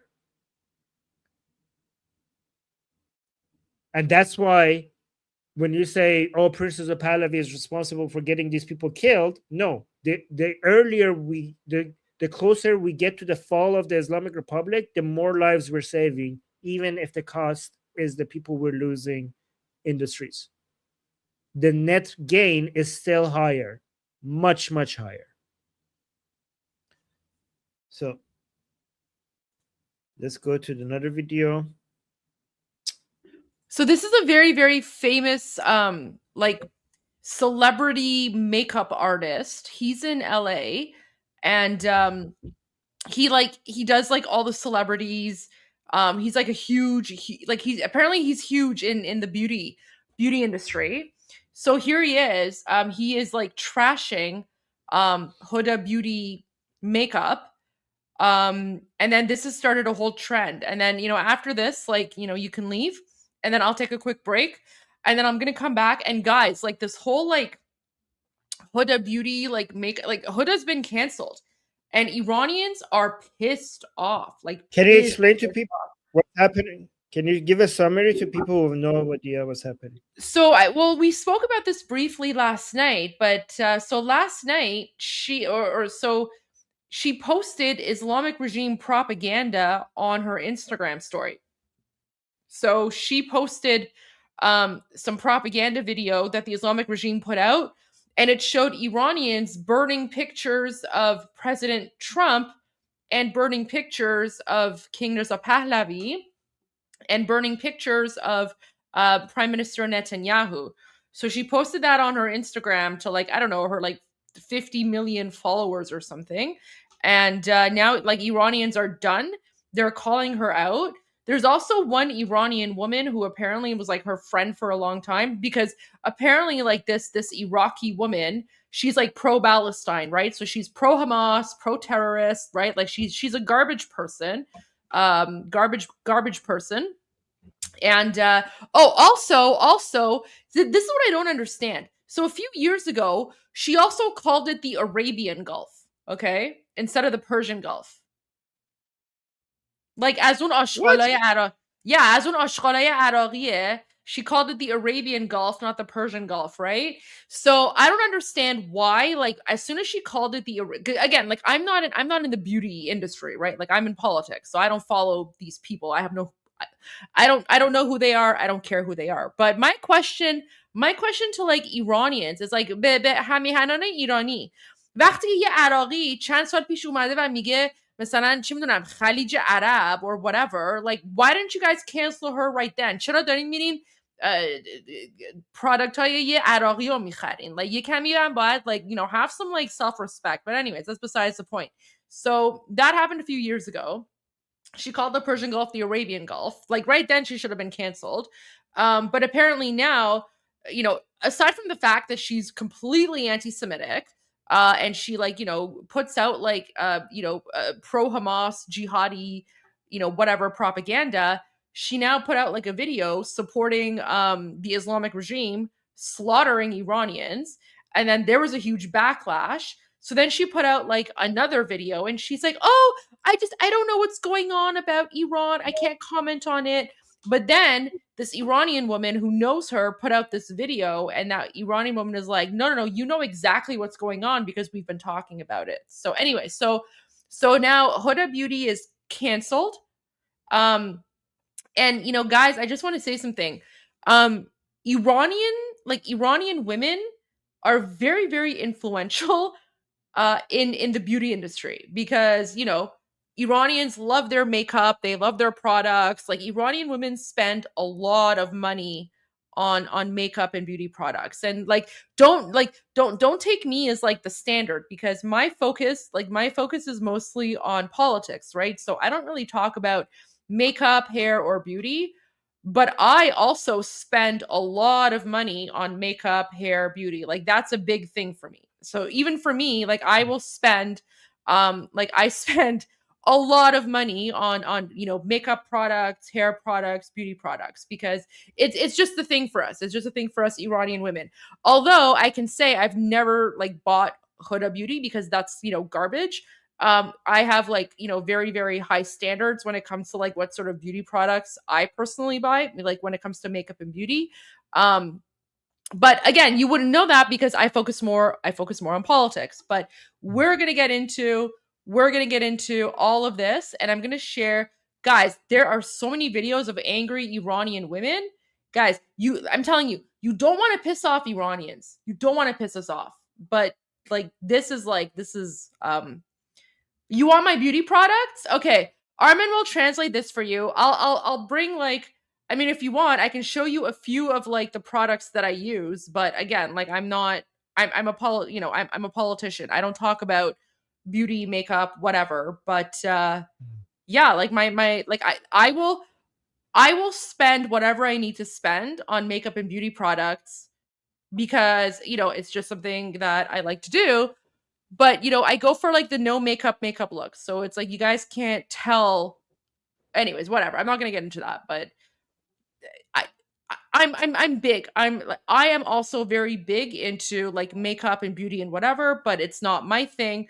But what I can tell you is that Iranian women, like, they're done with Huda Beauty, and it's you know, it's a big deal. So this guy's a big deal. Anyways, I'll get more into that later, but there you go.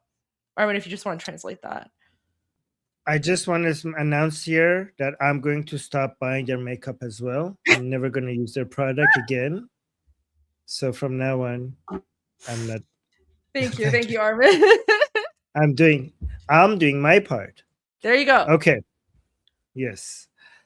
Let's see what they have to say. درود به هموطنهای عزیزم از اونجایی که he's saying salutations to my fellow compatriots. من این همه سال تو این کارم. Like, given that I have been in this industry for so many years. و میدونم که مارکت ایرانی مارکت بیوتی ایرانی یکی از Okay, so this looks like something that you could do to get okay, Armin, because I know you don't know what's going on here. So those are all I can tell what's happening is I know what's happening. I'm not an idiot. Eyeshadow makeup from Huda. Wow, you think I can't tell that he's trashing makeup? Like, okay, we're not that just because we don't use makeup.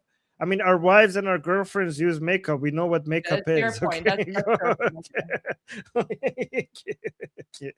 All right. We have seen makeup in our lives, Goldie. Okay. We have seen those things. Okay. So, yeah. Okay. All right. So he's trashing the makeup by saying, all right.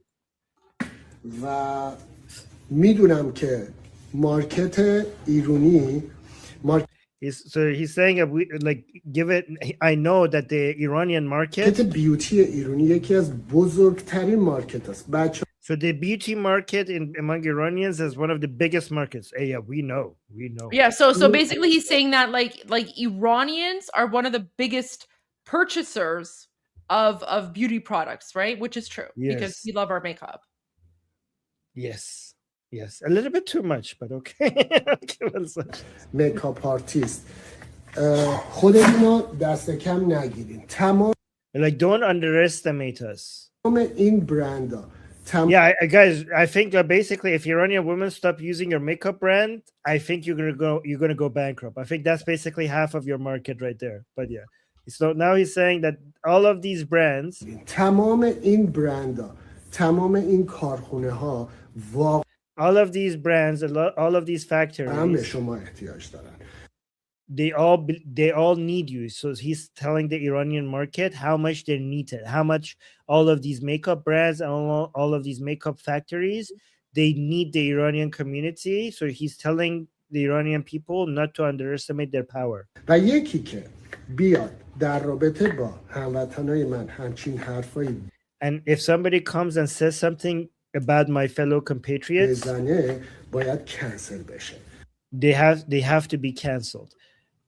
و این خانوم اومده حمایت کرده از کسایی که بچه‌های And this woman has came and supported the people who have killed our children. ما رو کشتن و منی که این همه سال از اون اولی که شروع Like me, who have been for all these years, me as somebody who for all these years have been کرده و من محصولاتش رو گرفتم همونجور که میبینین and have been using her products. As you can see, I've been using her products. اینا همه میره توی سطل آش. You can see all of these will go into the trash bin. و باید بدونه که با مردم بزرگ شده همونجوری. So she has to realize that she has grown with people. Like it's the people who have make her brand grow. که من اگر یک اسمی الان دارم مردم منو Just in the same way that if I have name recognition right now, it's because of my people. It's because of the people who support me. و باید از مردمم حمایت کنم. So I have to support my people. و کسی که همچین کاری بکنه And if somebody does something, باید درسی بشه براش they have to learn that که دیگه از این کارا نکنه. so that they don't do such a thing ever again. اینم برای اینی که دیگه این که شکسته بود این یکی هم So this one was already broken. میره توی سطل آشغال. All of this goes into the trash bin. خودتون رو دست کم نگیرید. Don't underestimate yourself. Basically telling the he's like don't sell yourselves short. Like he's saying to Iranians, he's like, you're more powerful than you think. Don't sell yourselves short. This is like a lot of money, I think, altogether. Yes, how much is this? Because apparently her garbage products are super overpriced anyway, right? So this is like hundreds and hundreds of dollars. And he's saying like I thought it's thousands together, like based on what he's like combination of everything. I don't know if it's thousands. So I would say this is probably maybe like $1,000 worth of product. I mean, it could be maybe 2,000, but it's not more than that. But her products are like overpriced and garbage. Again, like I've never bought her products because like a few years ago when she started posting her like pro-Palestine jihadi terrorist nonsense, I was like, there's no way I'm supporting like some Iraqi garbage person with her garbage products. Like I already have my makeup products that I use and I'm very happy with them. And you know, they don't support terrorism. So all right, let's watch this. آرایشگرای ایرانی خودتون So it's like Iranian makeup artists. اصلا دست کم نگیرین. Don't sell yourself short. ماها اسمای خیلی خوبی داریم تو دنیا. We have recognizable names around the world. Like we have good reputation. Good reputation. تو دنیای آرایشی. Yes, this man. So for people asking, this man is a very, very famous makeup artist. What's his name? Oh man, I don't know. I follow him. Let me find him on Instagram. I'll follow his name is because I just started following him because I looked him up. Like Monotone News has it there. Do you recommend I go to him? Yeah, absolutely. Yeah. Okay. His name is Henry Zadurian. Oh, it's actually so that's what right that Zadurian. Yeah. Apparently he's like he's like an international so apparently in the makeup celebrity fashion world, he's a huge name. We just don't know because we're more focused on the political side, right? But like my mom knew who he was. All my friends knew who he was. Like he's a big deal. So okay. Yeah, so for him to like do this, like this video that he posted on Instagram has like I don't know how many likes it has because I can't tell, but it has like over 60,000 comments and it's like over 41,000 shares. So or retweets. I don't know about the shares, but yeah, like this is big. This is a big deal. Let me finish it. It's almost done. اینایی هم که برند دارن محتاج شما. اینو Okay, so you're saying the people who have these brand names, they need you. حتما بدونید. Just know this.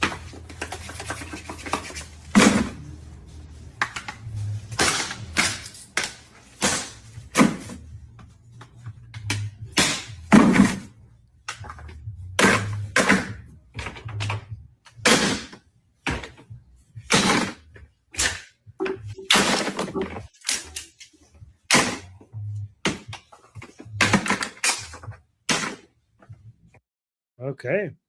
Good job. Yeah. So this is a big deal. This is a big deal. And you know what? This is a very important lesson. Not only are Iranians boycotting like Huda Beauty now, or as we call it, Mullah Beauty, but Iranians are now also boycotting Sephora. So I personally, I have bought all of my makeup from Sephora. I probably spend, I don't know, like $3,000 to $5,000 a year on like makeup beauty products from Sephora. I'm done. I'm never buying a single product from Sephora ever again.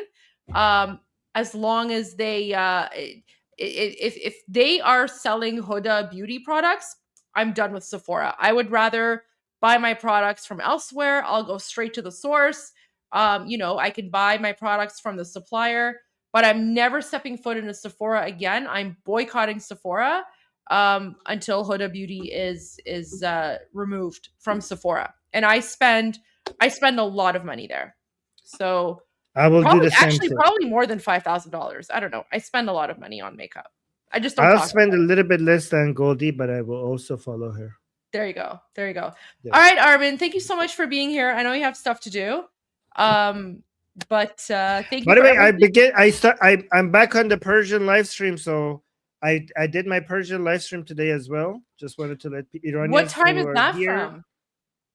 I'll just try to do it before the our show starts together. So what time? So what time is your Persian live stream? Because we should probably set up like a regular schedule type thing, right? So what time? Okay. I haven't put a set time, but usually I'll try to do it 2 hours before you go live. So I know, but my live is like all over the place because it depends on like my usual errands. So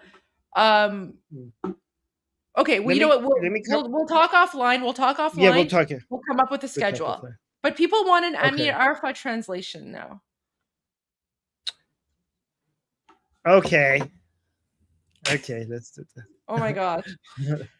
Oh my gosh. Guys. Are you gonna find one, or do you want me to send you the one that had the English subtitles as well? Oh man. All right, Armin will find one for you. Yeah, I will find one for you. Let me see. You want my brand list? I don't know. I mean, I'm a big fan of NYX. I'm a big fan of NYX because NYX is vegan and cruelty free. I don't like brands that test on animals, so I generally tend to avoid makeup products that test on animals. I prefer cruelty free. So that's actually really important for me. I'm full on cruelty free.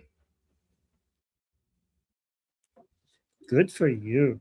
Yeah, well, I just don't want like the fact, I don't like Oh wait, there's like a troll in the chat. Who is this person? All these like weird like trolls are coming in my chat now. Anyways. Okay. Should I do this one? I don't even know what this is, but it has like it seems like one of his popular ones. Wait, which one? Let me just listen through it all the way through. Oh my gosh. Okay, I'm gonna take a break and pretend like I'm not here. Okay. Let's just listen to this, guys. Iranians, tell me if this is the one I should translate. کتاب داره Khomeini. کتاب داره توضیح المسائل، نصف بیشترش فقط راجع به سوراخچونه و چجوری آدم چونشو بشوره. یعنی این پافیوز از صبح که پا میشده جز سوراخچون به چیز دیگه فکر نمیکرده. بعد به جایی که برن کتابشو بخونن بدونن دارن به کی رهبری یک جنبشو میدن، اومدن بهش گفته آقا بیا بشه رهبر انقلاب. این مرد که مادر قبل ننش نبوده که صبح بزنه تو سرش بگه که کسکش برو چونتو با آب بشور، برو لااقل جغرافی بخون، برو تاریخ بخون، برو فلسفه بخون، برو اخلاق بخون، برو یه چیزی بخون که دردت بخوره. این نه. این آفتابه خیلی قشنگه. سوراخچون رو باید با آب بشوره. اگه آب نباشه بعد کون رو با خاک بشوره. اگه خاک نباشه سوراخچو رو باید هوا بکنه، آفتاب بخوره، بلکه تطهیر بشه. Yeah, I think this is a good one. This is a good one. Guys, Iranians in the chat, how do you say aftabe in English before I start translating this? This is Khomeini's. How do you say aftabe? Let me see. Oh, aftabe. It's a picture. Let me actually just show it to you. How about that? Okay. So if I say aftabe, just remember I'm talking about this. Hold on. This is something you wash your ass with water when you don't have a bidet. Okay, so in Iran, you wash your ass with bidet or aftabe.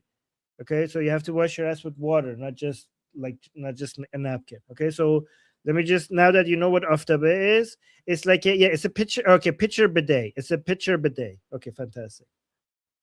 So now let me translate this for you guys. Okay, now that you know what an aftabe is. Okay, so we Iranians, when we go to the washroom, we before we use a napkin, we actually wash our buttholes with water. Then we use the napkin, right? So that's what the aftabe is. All right. So now that you know that, this is what he's saying. He says Khomeini, let me say. کتاب داره توضیح المسائل، نصف بیشترش فقط راجع به سوراخچونه و Okay.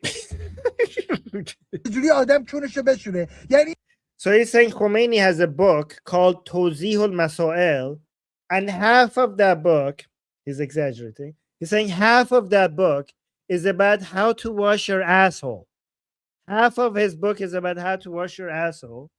By the way, he's kind of right that in Islam, like they have, so in Islamic books, these fuqaha, these freaking mujtahid Islamic teachers, they go into so much detail explaining the most bizarre things, right?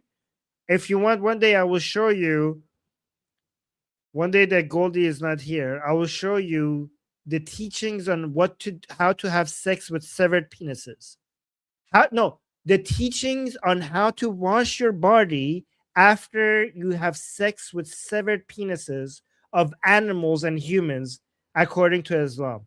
Let me know if you want me to cover that one day, right?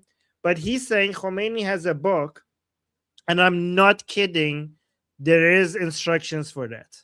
There is very detailed instructions for that, right? But he's saying, yes. Yeah. So here he's saying that Khomeini in his book Tawzih al-Masail, half of it is about how to wash your asshole, right? بشوره. یعنی این پافیوز از صبح که پا میشده جز سوراخچون به چیز دیگه فکر نمی‌کرده. So he's saying that this motherfucker Khomeini must have been thinking about assholes since the moment he woke up, given that half his book is about how to wash your asshole. جز سوراخچون به چیز دیگه فکر نمی‌کرده. بعد به جایی که برن کتابشو بخونن بدونن دارن به کی رهبری یک جنبشو میدن، اومدن بهش گفته آقا بیا بشه رهبر انقلاب. So he's saying when the Islamic Revolution of 1979 happened, the people who made him the leader, instead of going and reading his book and realizing that half his book is about washing assholes, they just said like, oh, here, you could be the leader of a revolution. So he's saying like people didn't study him before they made him the leader of the revolution. این مرد که مادر قبل ننش نبوده که صبح بزنه تو سرش بگه که کسکش برو چونتو با آب بشور، برو لااقل جغرافی بخون، برو تاریخ بخون. He's saying that Khomeini, like, this motherfucker didn't have a mom to slap him in the head and tell him, go wash your ass with water, and then spend the rest of the time to go study geography, go study science, go study philosophy, instead of obsessing over how to wash your asshole. Here, just wash your asshole with some water and go spend the rest of the time study something useful. Like he's saying he wishes that he had a mother that would just slap him over the head and just wash his ass with water so that he could focus on other things. برو فلسفه بخون، برو اخلاق بخون، برو یه چیزی بخون که دردت بخوره. Yeah, go study something that is useful. نه. این آفتابه خیلی قشنگه سوراخچون رو باید با آب بشوره. So this is how now he's changing his voice because this is exactly how Khomeini used to speak when he was alive. اگه آب نباشه بعد کون رو با خاک بشوره. So he's saying in Khomeini's voice that, oh, if there is water, you have to wash your asshole with water. If there is no water, then you have to wash your asshole with dust. اگه خاک نباشه سوراخچون رو باید هوا بکنه آفتاب بخوره بعد تطهیر بشه. So if there is no dust, you have to point your asshole towards the sun. You have to basically put your bare ass up into the sky, towards the sky, pointing at the sun, so that the sun could cleanse your asshole. All right. So Khomeini. So first, if there is water, you will use aftabe to wash your asshole, and then if there is no water, you will just pick some dust from the ground and wash your ass like that. And if there is no dust, you will just put your naked ass. You point at the sky. You will basically get your asshole for the sun to shine on your asshole, and then you use the sunlight to cleanse your asshole. Yeah. this. Okay. Yes. So those are the methods. Okay, Goldie, you can come back now. By the way, it is actually true in Islam. They teach you that Muhammad, for example, at some point. Okay, actually, this is real. Okay, so he's like making fun of it, but this part is real. In Islam, in Islamic hadith, you learn that if you have water, you have to wash your ass with water. But then we also have an authentic Sahih hadith of Muhammad. When he didn't have water, he'd use 3 pebbles. He picked 3 pebbles up to cleanse his ass. And now this is how we know that you're supposed, the number of pebbles you have to use to clean your ass, according to Islam. And also Muhammad said, don't use bones. Don't use bones on the ground to pick. Do you know why? So if you are basically in the desert or somewhere and you basically do your business, so if you look around to see what you could wipe your ass with, if there are any bones around, you're not supposed to use that. And also don't use cow dung. Like don't use other animals' feces to clean your own ass. I don't know how that works, but in Islam, it teaches you that you're not supposed to use bones or other animals' feces to clean your own ass. And the reason for that is because jinns, like genies, basically, or like demons, that's their food. And you should let that be so they could eat. So Muhammad was apparently very kind. He was thinking of the demons being not having food around with them. So the bones and the animal feces are their food. So you shouldn't use those to wipe your ass, because then you have made their food dirty. And I don't know how it works. How could you make animal feces more dirty with your own feces? But apparently you shouldn't make animal feces dirty with your own feces so that the demons could eat it. This is actual Islam. And now you know. Have you seen the video where he talks about camels? No. I just sent it to you. I just sent it to you. Okay. Oh wait, I mean, I didn't send it to you. You didn't. Shator. Let's do that one.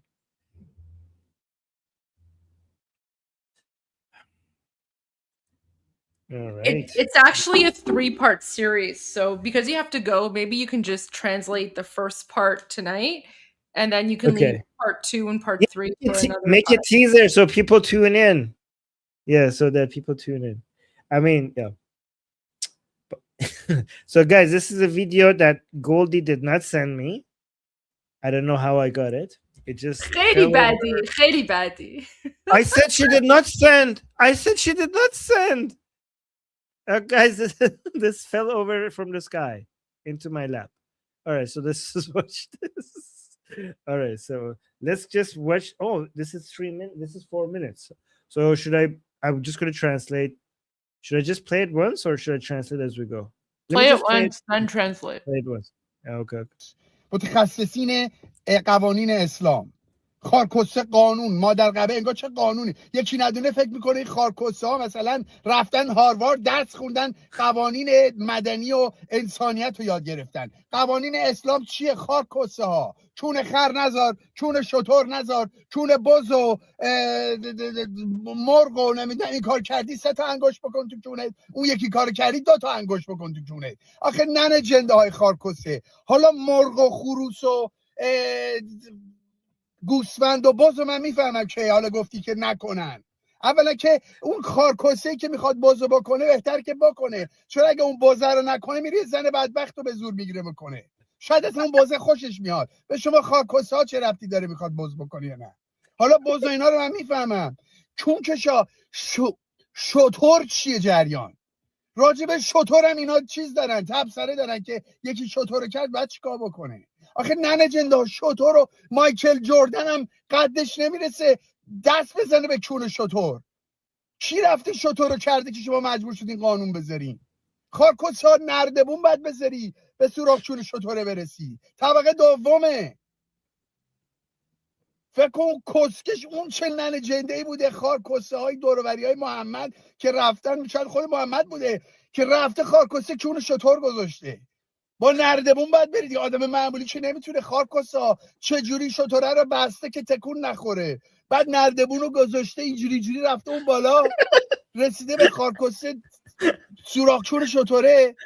چجوری فلانشو کرده تو شتره، تو چون شتر، بدونی که شتره تکون بخوره این از اون بالا با نردبون نخوره زمین. اصلا من نمیدونم جریان هر چی رفت تو برشی کرد این کدوم کسکشی رفته چون شتر گذاشته. شتره رو چجوری گرفتین خارکسته ها؟ معجزه اون بوده، نه خرسواری محمد که باش رفته فضا. خارکسته ها اون که کسشر گفته، دروغ گفته. اون خارکسته ای که شماها دیدین و حتما این اتفاق حتما من مطمئنم یه خارکسته ای از این عرب مربا رفته شتره رو کرده که مجبور شدن قانون گذاری کنن.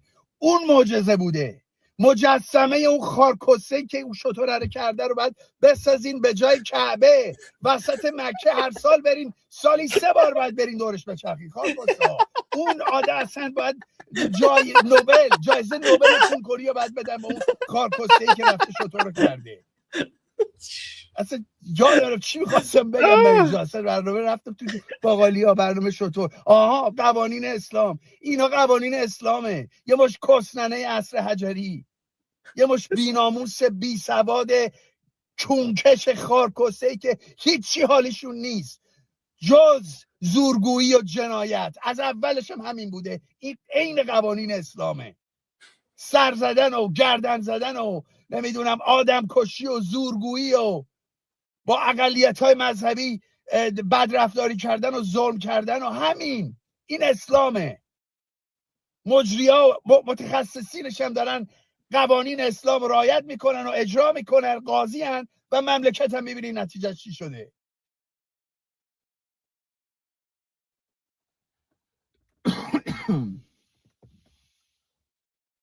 انا لله و انا الیه راجعون. 2 تا آخوند خیلی کمه. همتون به زودی از کون آویزون. Oh my god. Oh, the ending was fantastic. Okay, so let's watch this. Okay. متخصصین قوانین اسلام. So he's talking about the experts in Islamic jurisprudence, Islamic law. Fiqh. خارکسته قانون مادر قبه انگار چه قانونی. یکی ندونه فکر میکنه این خارکسته ها مثلا رفتن هاروارد درس خوندن قوانین مدنی و انسانیت رو یاد گرفتن. So he's saying they talk about experts in Islamic law as if they're learning something very sophisticated, something very important. If somebody doesn't know what they're actually studying, the way they talk about themselves, one would think that they went into Harvard and they're learning about like the laws, like international law or something sophisticated, like something about humanism.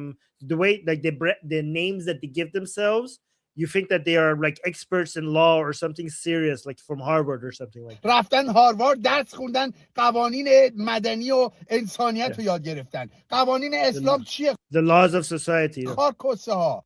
Like the laws of Islam, what the fuck is that, you motherfuckers? Like, it's the laws of Islam? Like, this is nothing to brag about. چون خر نذار، چون شتر نذار. So these are the laws of Islam. Don't fuck the asshole of a donkey. Don't fuck the ass of a camel. چون بزو Don't fuck the asshole of a goat. مرغ و نمیدونم این کار کرد. Don't fuck the asshole of a chicken. Don't fuck the asshole of a rooster. سه تا انگشت بکن تو چونت. اون یکی کار کرد.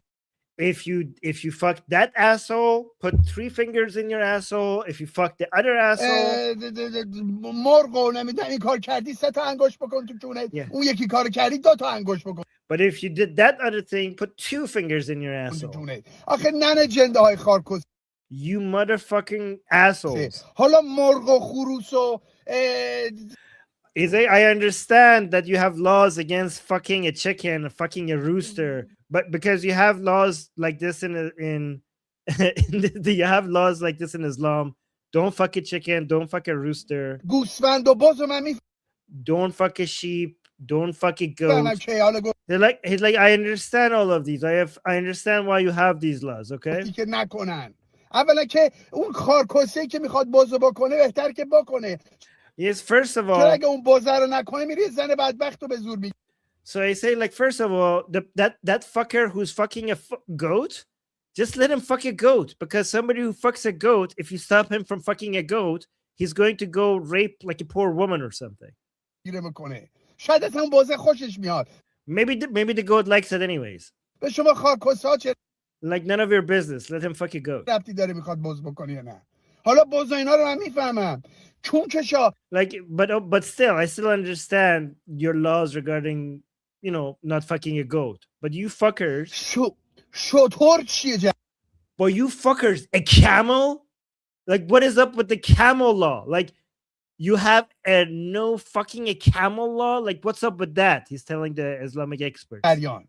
راجب شترم اینا چیز دارن، تبصره دارن که like you even have laws against fucking a camel? یکی شتر کرد بعد چیکار بکنه؟ You have laws regarding what to do to somebody if they fuck a camel. آخه ننه جنده شتر رو مایکل جردن هم قدش نمیرسه دست بزنه به چون شتر. You mother whores. Not even Michael Jordan has the height to even touch a camel's ass. کی رفته شتر رو کرده که شما مجبور شدین قانون بذارین؟ Who the fuck has went and fucked a camel so that you were forced to put a law against fucking camels? خارکوسا نردبون باید بذاری به سوراخ چون شتره برسی. Like you mother whores, you have to use a ladder to be able to reach the asshole of a camel. طبقه دومه. It's on the second floor. فکر کن کسکش اون چه ننه جنده‌ای بوده خارکوسه های دور و بری های محمد که رفتن شاید خود محمد بوده که رفته like think about it. Who were these people around Muhammad? Who was the mother whore around Muhammad that went and fucked the camel? And he says maybe it was Muhammad himself. He went and fucked the asshole and the vagina of a camel. Who was that person around Muhammad that went and fucked the camel? Like he must have used a ladder because a normal person can't just fuck a camel. How did he tie down the camel so that the camel doesn't move? بعد نردبونو گذاشته اینجوری رفته اون بالا رسیده به خارکوسه سوراخچون شتره. Like so he basically put the ladder and he just went up the ladder and he got his dick up to the same level to the asshole of the camel. چجوری فلانشو کرده تو شتره تو چون شتره. How did he manage to put his dick inside the asshole of the camel? بدون که شتره تکون بخوره. Without the camel moving around. اون بالا با نردبون نخوره زمین. And without him falling over with his ladder.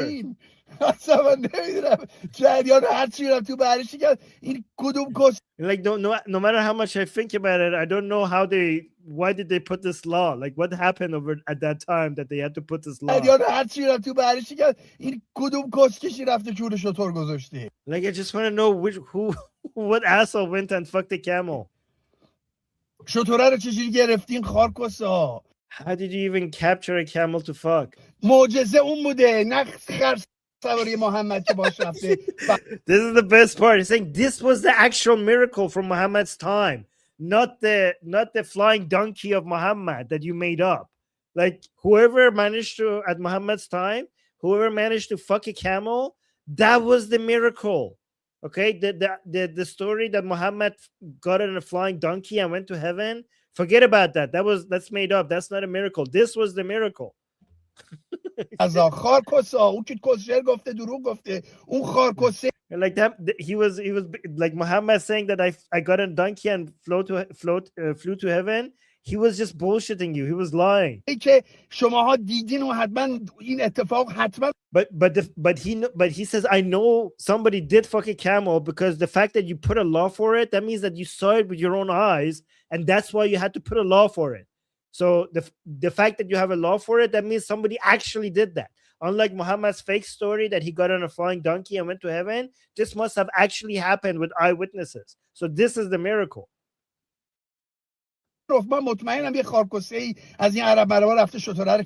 They say, I'm sure one of these Arab assholes went and fucked the camel. مجسمه اون خارکسته که اون شتره رو کرده رو باید بسازین به جای کعبه وسط مکه، هر سال برین، سالی 3 بار باید برین. So he's saying this is what Muslims should do. They should remove the Kaaba. They should remove the Kaaba in Mecca, and they should build a statue for this man in place of Kaaba, the man that fucked the camel. They should put a statue of that man instead of the Kaaba. And you know how Muslims go around the Kaaba? He says you should be worshiping that statue. You should be going around that instead. And instead of doing it once every year, you should go there 3 times every year. Like, this is such a powerful miracle. Whoever has done this, that this should be you should be worshiping this. Forget the house of God. This should be over there, and you should go there every 3 times a year. And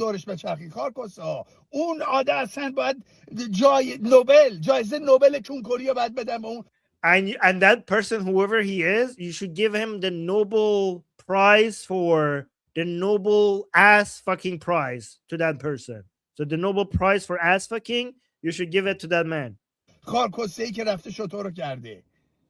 That motherfucker who went and fucked a camel.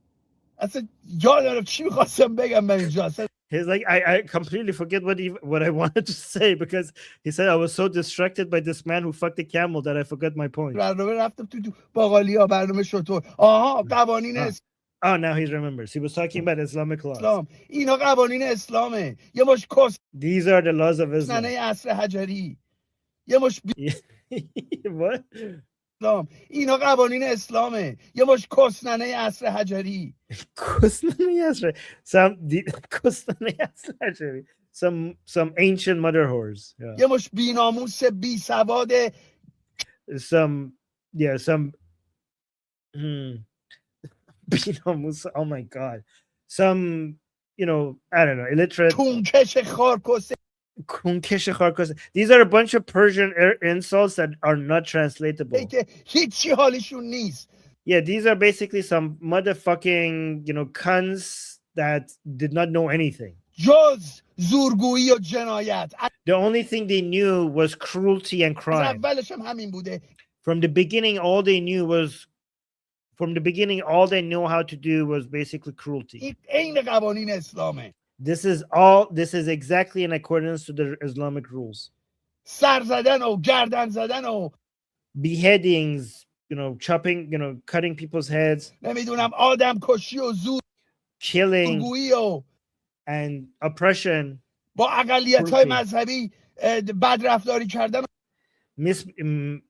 basically misbehaving against minorities, minority religions. Cruelty, all of this is Islam.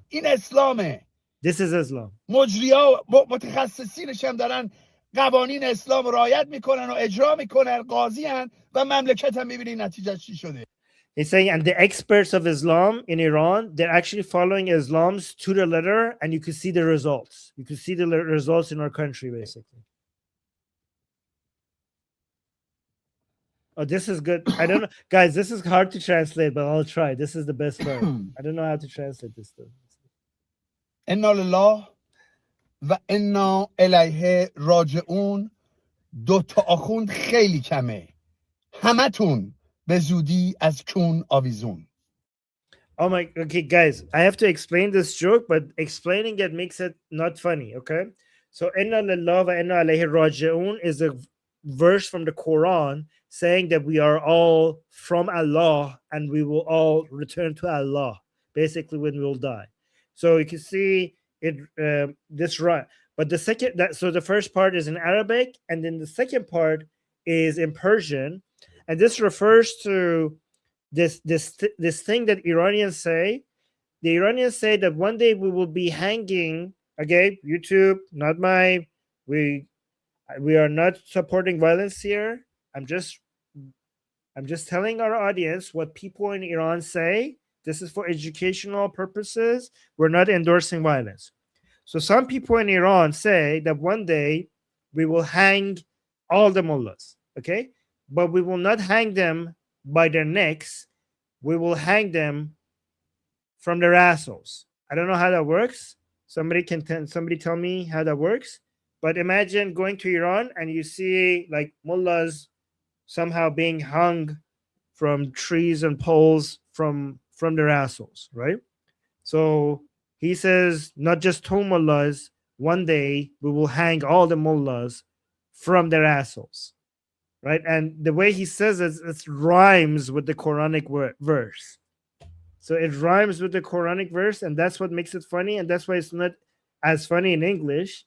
But what he said regarding hanging mullahs from their assholes rhymes with the Quranic verse that he said before. So let me just. قوانین اسلام رعایت میکنن و Yeah, look at this man.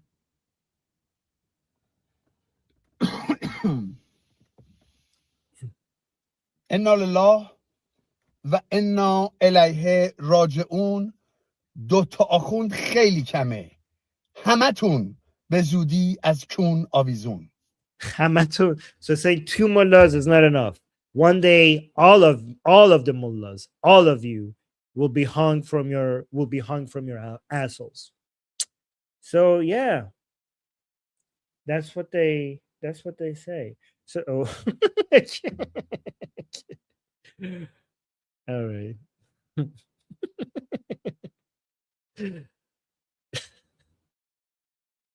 Oh, you're muted. I was just gonna say thank you, Armin, for being with us today. We always appreciate your presence and we appreciate your translations. Yeah. But Goldie in private, let me know if if you know how that would work. You know what we just said, because I don't know the physics of that. I'm thinking maybe like a meat hook, Oh yeah. Oh my god. Yeah, meat hook. So okay. Ouch. All right, guys. I hope you enjoyed that. I enjoyed that. So I'm about to head out. Okay. All right, Armin. Thank you for everything. Appreciate that. For everyone else. Yeah. All right, guys. And let me just say, I'm Israel Chai, Javid Shah, Payande Iran. See you guys tomorrow. Mwah. Thank you, Armin. Take care. Thank you. Get some rest.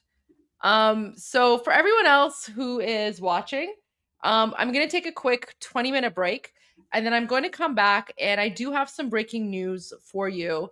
I'm going to talk a little bit more about the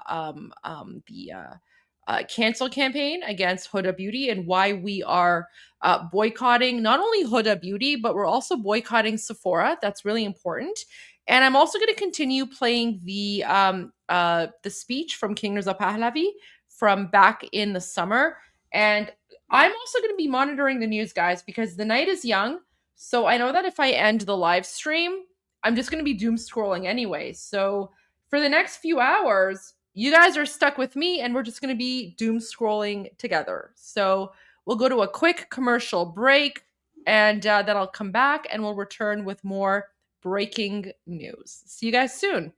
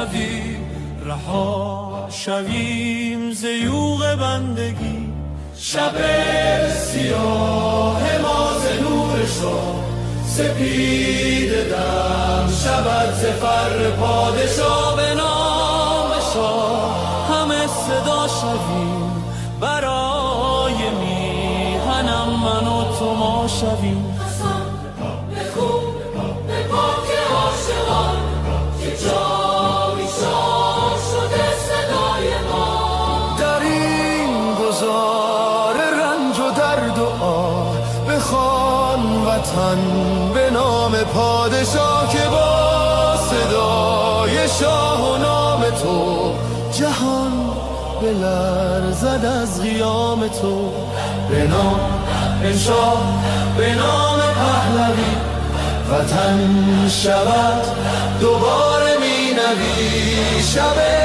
سیاه ما ز نور شاه سپید دم شود ز فر پادشاه به نام شاه همه صدا شویم برای میهنم من و تو ما شویم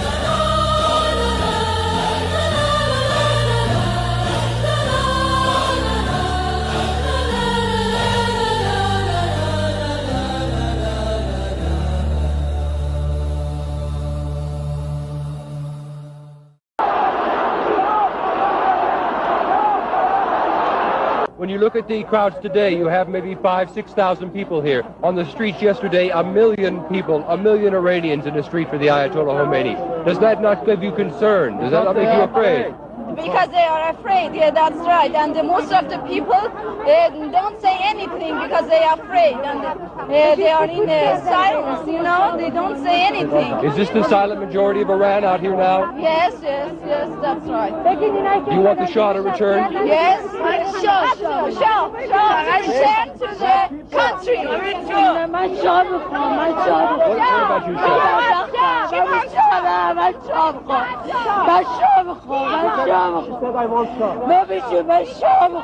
Shah? Why do you want the Shah? Why does she want the Shah?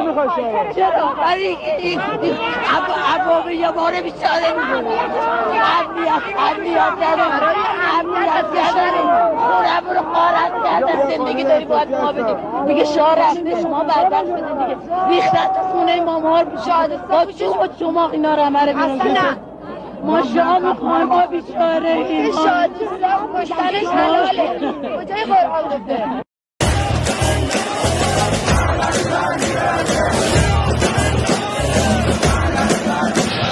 این آخرین نبرده پهلوی برمیگرده این آخرین نبرده پهلوی برمیگرده این آخرین نبرده پهلوی برمیگرده این آخرین نبرده پهلوی برمیگرده خیابونا واسه ماست مزدورا همه شدن آسپاس این روزا جهنم حاک ماست کارتون تموم اینجا خاک ماست سر ما رو میبریم بشین بار بمونین جلومون میکشیم اگه مردم رو بزنی با تیرت بدون با خونه تو زیر پا بیشوریمه ایرانی غیرت و احساس داره جلوش واسی قصاص داره تو دل سه پهلوی و شاه داره واسه بسیجی همین فشار داره همه جا بو اتحاده مردم یکیان یکی اعتقاده اونا شاهشونو میخوانه میذاریم میبیسیده بکنی سو استفاده این آخرین نبرده پهلوی برمیگرده این آخرین نبرده پهلوی برمیگرده این آخرین نبرده پهلوی برمیگرده این آخرین نبرده پهلوی برمیگرده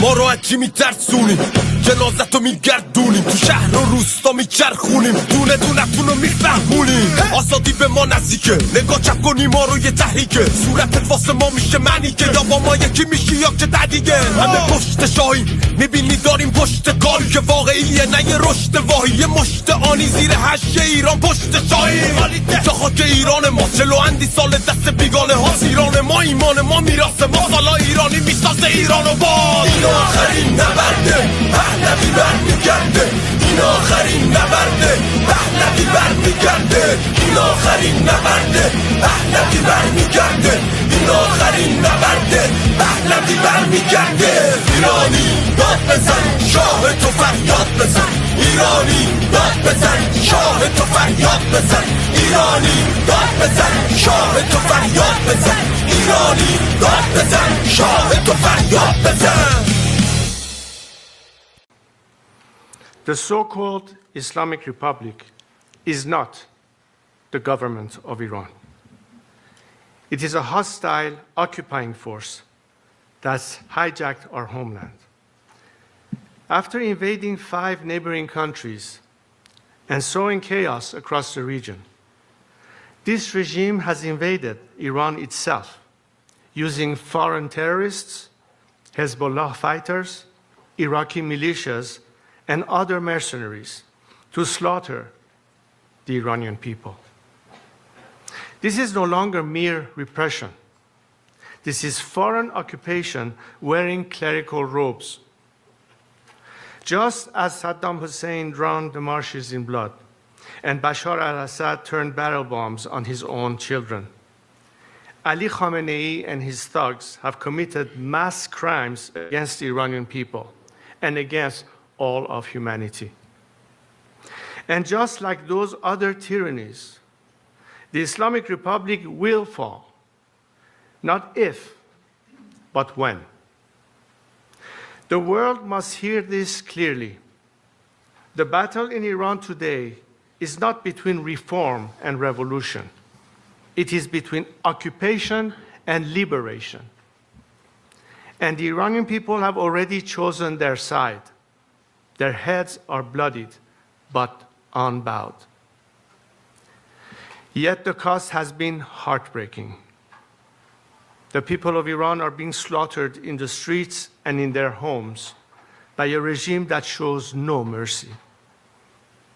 More than 12,000 Iranians were massacred in 48 hours. One murder every 14 seconds. Khamenei's killers even hunted the wounded protesters in hospitals and executed them in cold blood. The regime collected piles of bodies with dump trucks and forced worried families to search unlabeled body bags. They refused to return bodies for burial without payment for the cost of the bullets that killed their loved ones. And where a family cannot pay up to several thousand dollars, and most of them can't, they bury the dead in unmarked mass graves. And despite the lies you're hearing from the regime, its bloodlust has not diminished. The slaughter has not stopped. My brave compatriots, still holding the line with their broken bodies but unbreakable will, need your urgent help right now. Make no mistake, however, the Islamic Republic is close to collapse. Ali Khamenei and his thugs know this. That's why they are lashing out like a wounded animal, desperate to cling to power. The people have not retreated. Their determination has made one thing clear. They are not merely rejecting this regime, they are demanding a credible new path forward. They have called for me to lead. The bond between me and the Iranian people is not new. It's been with me since birth, and it cannot be broken. Even in exile, I pledged my life to the service of the Iranian nation.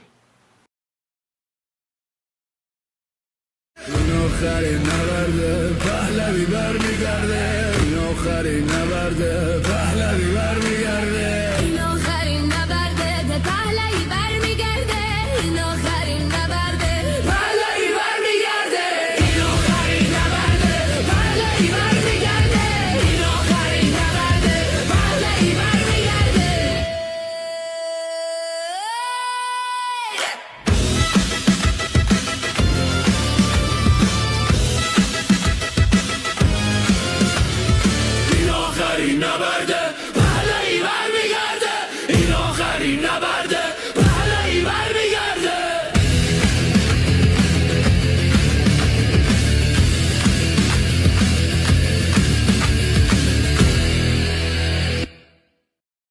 آخرین نبرد پهلوی برمیگرده.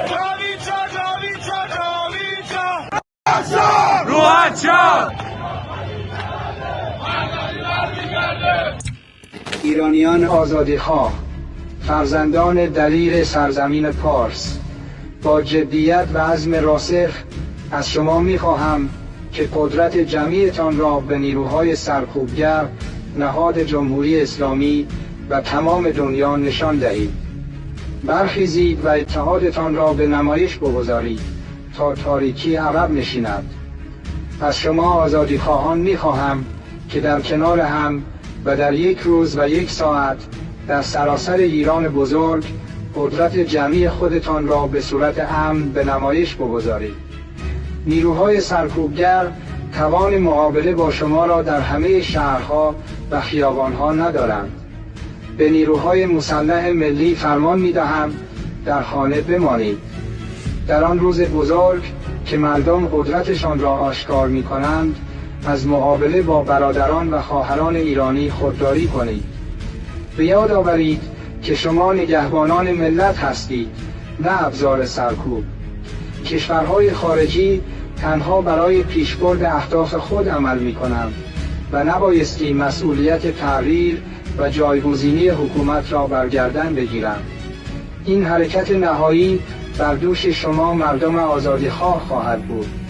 پیروزی نور بر تاریکی قطعی است. به نام ایران و به حکم رسالت تاریخی از شما می‌خواهم که به یاری ایران بیایید. افتخار شما در نگهبانی از تمامیت ارضی ایران و جان و مال ملت ایران است. برخیزید.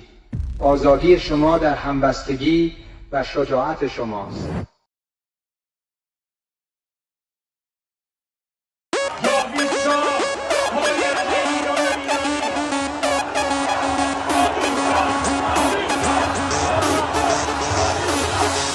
وقتی واسه غم نی گرچه قصه هامون کم نیست، همه خسته این قبولم ما فرصتی واسه ماتم نیست. روشن میشه فردا خورشید سرزمین ما، سرم باز و سینه سپر بلند میگم جاوید شاه. وقتی واسه غم نی گرچه قصه هامون کم نیست، همه خسته این قبولم ما فرصتی واسه ماتم نیست. روشن میشه فردا خورشید سرزمین ما، سرم باز و سینه سپر بلند میگم جاوید شاه. روبروم یه واژه یه هدف به نام انتقامه، پشت سرم دعای مادر و تو دستم تفنگ بابامه. رو زبونم اسم شاه بگینین عشق بی انتهاست، هر جا اسم ایران اومد اونجا صدای بچه رضاست. فردا می نویسن تو کتاب قصه دیمار، بگو با تیر جنگی کشتن بچه های بیگناه رو. بگو از بخت مادرها چیر زنا و دختران، بگو تنها شهید شدیم تا تنها نمونه شامون. وقتی واسه غم نی گرچه قصه هامون کم نیست، همه خسته این قبولم ما فرصتی واسه ماتم نیست. روشن میشه فردا خورشید سرزمین ما، سرم باز و سینه سپر بلند میگم جاوید شاه. وقتی واسه غم نی گرچه قصه هامون کم نیست، همه خسته این قبولم ما فرصتی واسه ماتم نیست. روشن میشه فردا خورشید سرزمین ما، سرم باز و سینه سپر بلند میگم جاوید شاه. وقتی واسه غم نی گرچه قصه هامون کم نیست، همه خسته این قبولم ما فرصتی واسه ماتم نیست. روشن میشه فردا خورشید سرزمین ما، سرم باز و سینه سپر بلند میگم جاوید شاه. Let me tell you a story about a lion that came from the mountains. These mountains right behind you. Our lion, the lion of freedom, can only roam free and strong. But one day, some 47 years ago, liberal socialists had a different plans. Free healthcare and free speech was not good enough for them. The same lie you can see today in New York. They wanted everything for free, believing a bloodthirsty vulture is better than a majestic lion. The vulture placed his claws on the Quran, swearing he was God sent. Both liberal, socialists, and religion fanatics joined forces, believed he's the Messiah. The vulture promised them prosperity, but instead took their dignity, stole all their resources to sponsor terror, and disconnected them from the world. Living our nation poor, isolated, and thirsty for water. But now our lion is back, and he's bringing help with him. While history repeats itself in New York and Minnesota, we gathered here today to turn the page on history and claim our lion back. Yeah, Azadi Square, let me see you make some noise.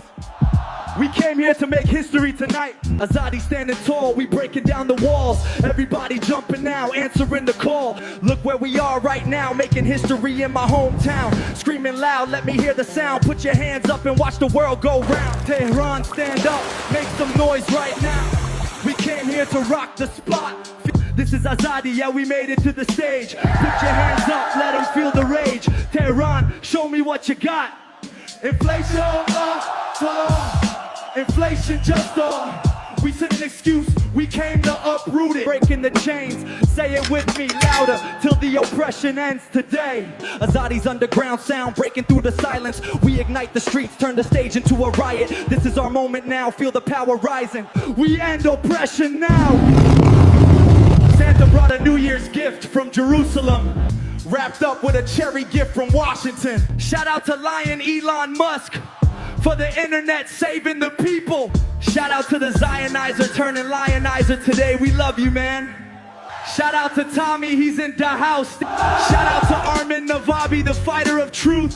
Shout out to Nas Daily for upgrading our skills. Shout out to Erica LeBon, the brave lioness, standing brave and beautiful. We love you, Erica. Shout out to Goldie Gamari, the lioness, golden heart of our nation. Welcome home. Also, Amjad Taha is in the house, the man who fears nothing but God and the truth.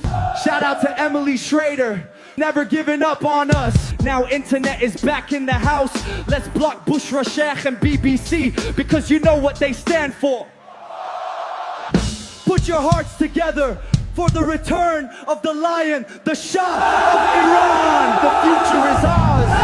Together we rise, reaching for the stars.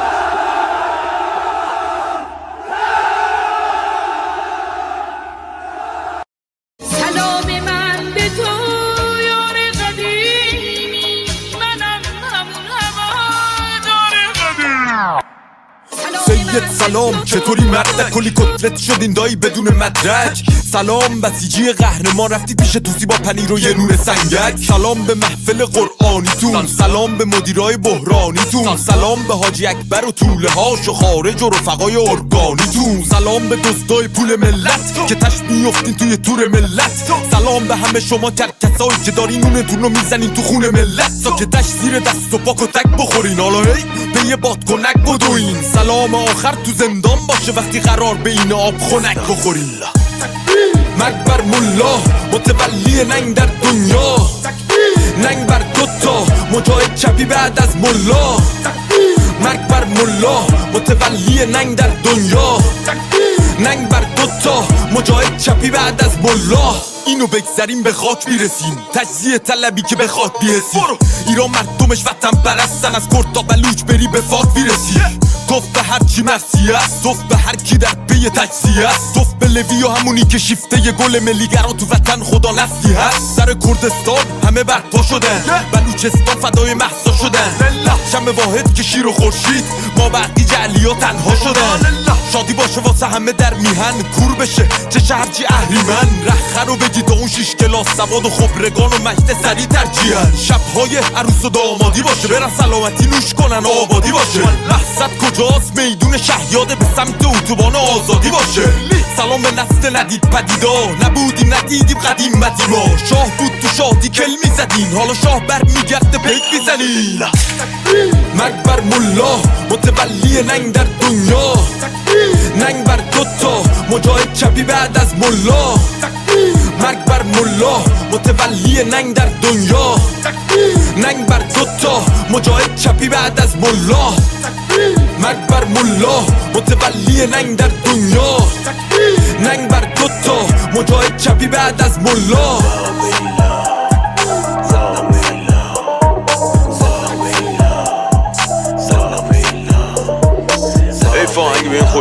اونو آیده بود اسم این خواهن رو توش بیاریم ولی خب لازم بود دیگه فکر کنم.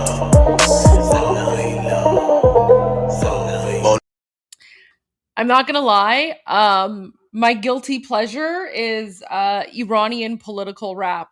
Iranian political rap is it's next level, literally next level. So whenever I need to like blow off some steam, I will just play Hamid Fard songs over and over, and yeah, like I'll be like driving around in my car, and I'm just like Takbir, Magbar Mullah.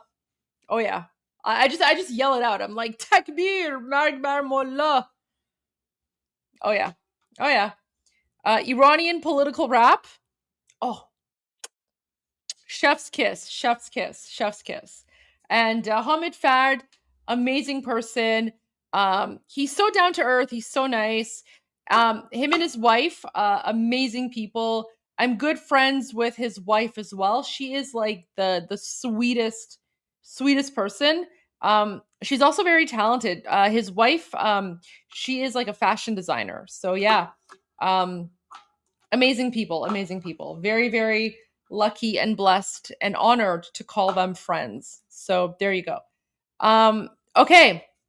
I want to go back to, I mean, I could play Iranian rap all night, but I'm not going to do that because I do want to get to some news.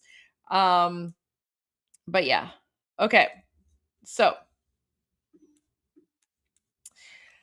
I want to go back to Huda Beauty, and I want to show you guys like how much Huda Beauty is like being canceled. Okay. So wait, let me go to my profile here. Oh, wait. Senator Lindsey Graham posted something. I just want to share that with you guys. So Senator Lindsey Graham posted about 7 or 8 hours ago. He said the Iranian religious I don't like that he says Iranian because it's Islamic regime, but that's fine. Iranian religious Nazi murderous regime and a fair nuclear deal do not go in the same sentence. So guys, this is really important.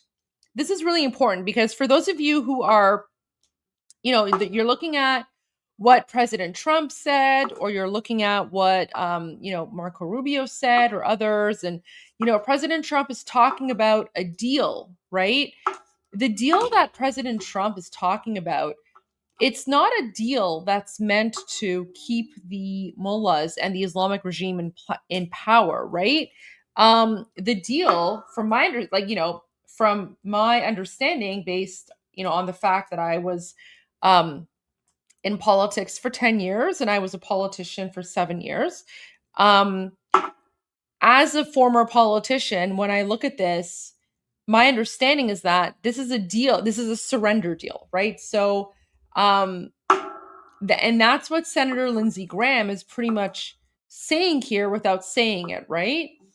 Penelope, 100%. So exactly. It's like leave in one piece or leave in pieces, 100%, right? That's the deal. So a lot of people will see the word deal or diplomatic action or, negotiations or whatever, and they assume, okay, well, oh no, like the deal is going to like keep the regime in power. Absolutely not. The United States has already made up their mind when it comes to the Islamic regime. I have full faith in that, right? There's no way that the Islamic regime is going to survive. So the only deal that's left is, whether they surrender or whether, they are boomed, right? And that's up to the Islamic regime. So it's up to the Islamic regime. And I'm really glad that Senator Lindsey Graham said this. So he has a link to a Fox News article. I'm going to show that in a bit. But so he continues. He says, this is really important. So Senator Lindsey Graham says, the protesters who have been dying by the thousands are not seeking a fair nuclear deal for the Ayatollah. They are seeking to end the Ayatollah's repressive regime so that they can have a life with freedom and without fear. And he says, keep protesting, help is on the way. So to all of our Iranian friends and followers who are watching, you need to read between the lines. You need to read between the lines here. I mean, I know that we all wish that the situation would be resolved sooner rather than later.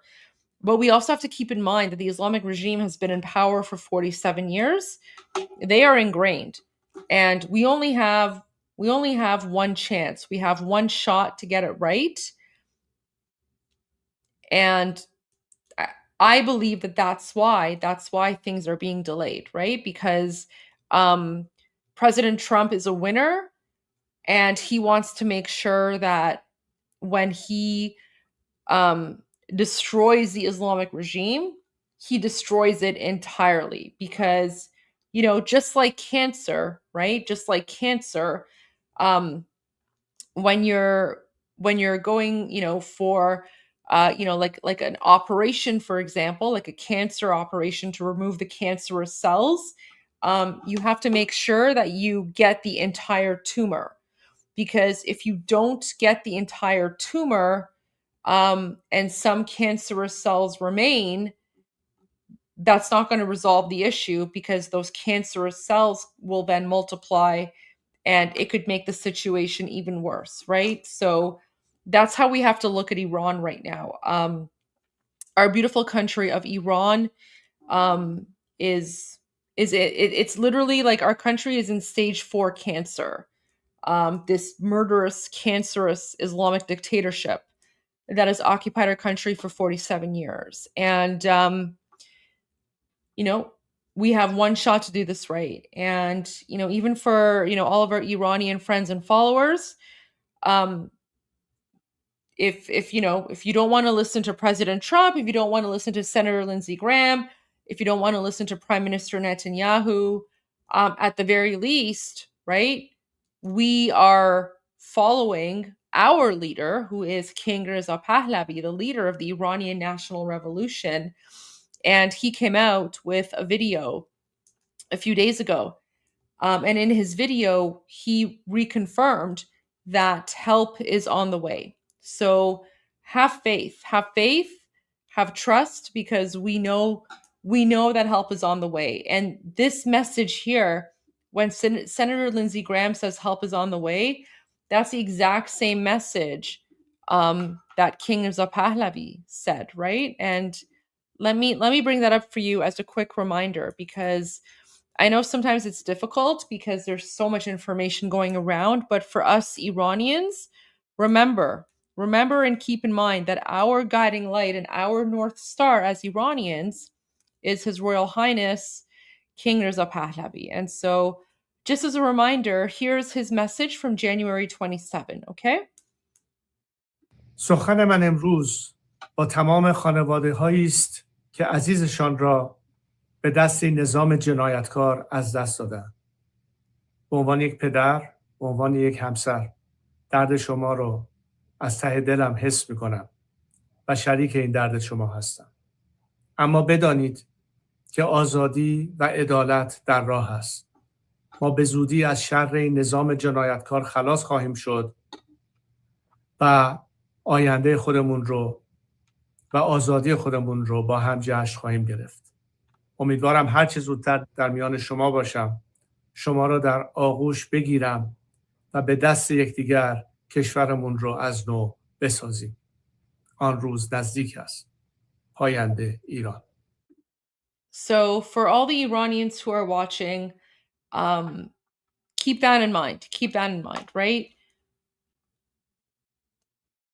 No matter, if you're feeling, nervous or confused or whatever, we have 100% faith and trust in our leader, who's King Reza Pahlavi. And for the last 47 years, he has been working to get to this point, and he has never let us down, and he will not let us down. So anytime you're feeling concerned or you don't know what's going on, just go to his social media channels and look at his videos, right? Look at his messages, and those messages will, they'll remind you of where we are and what we're fighting for. So very, very important.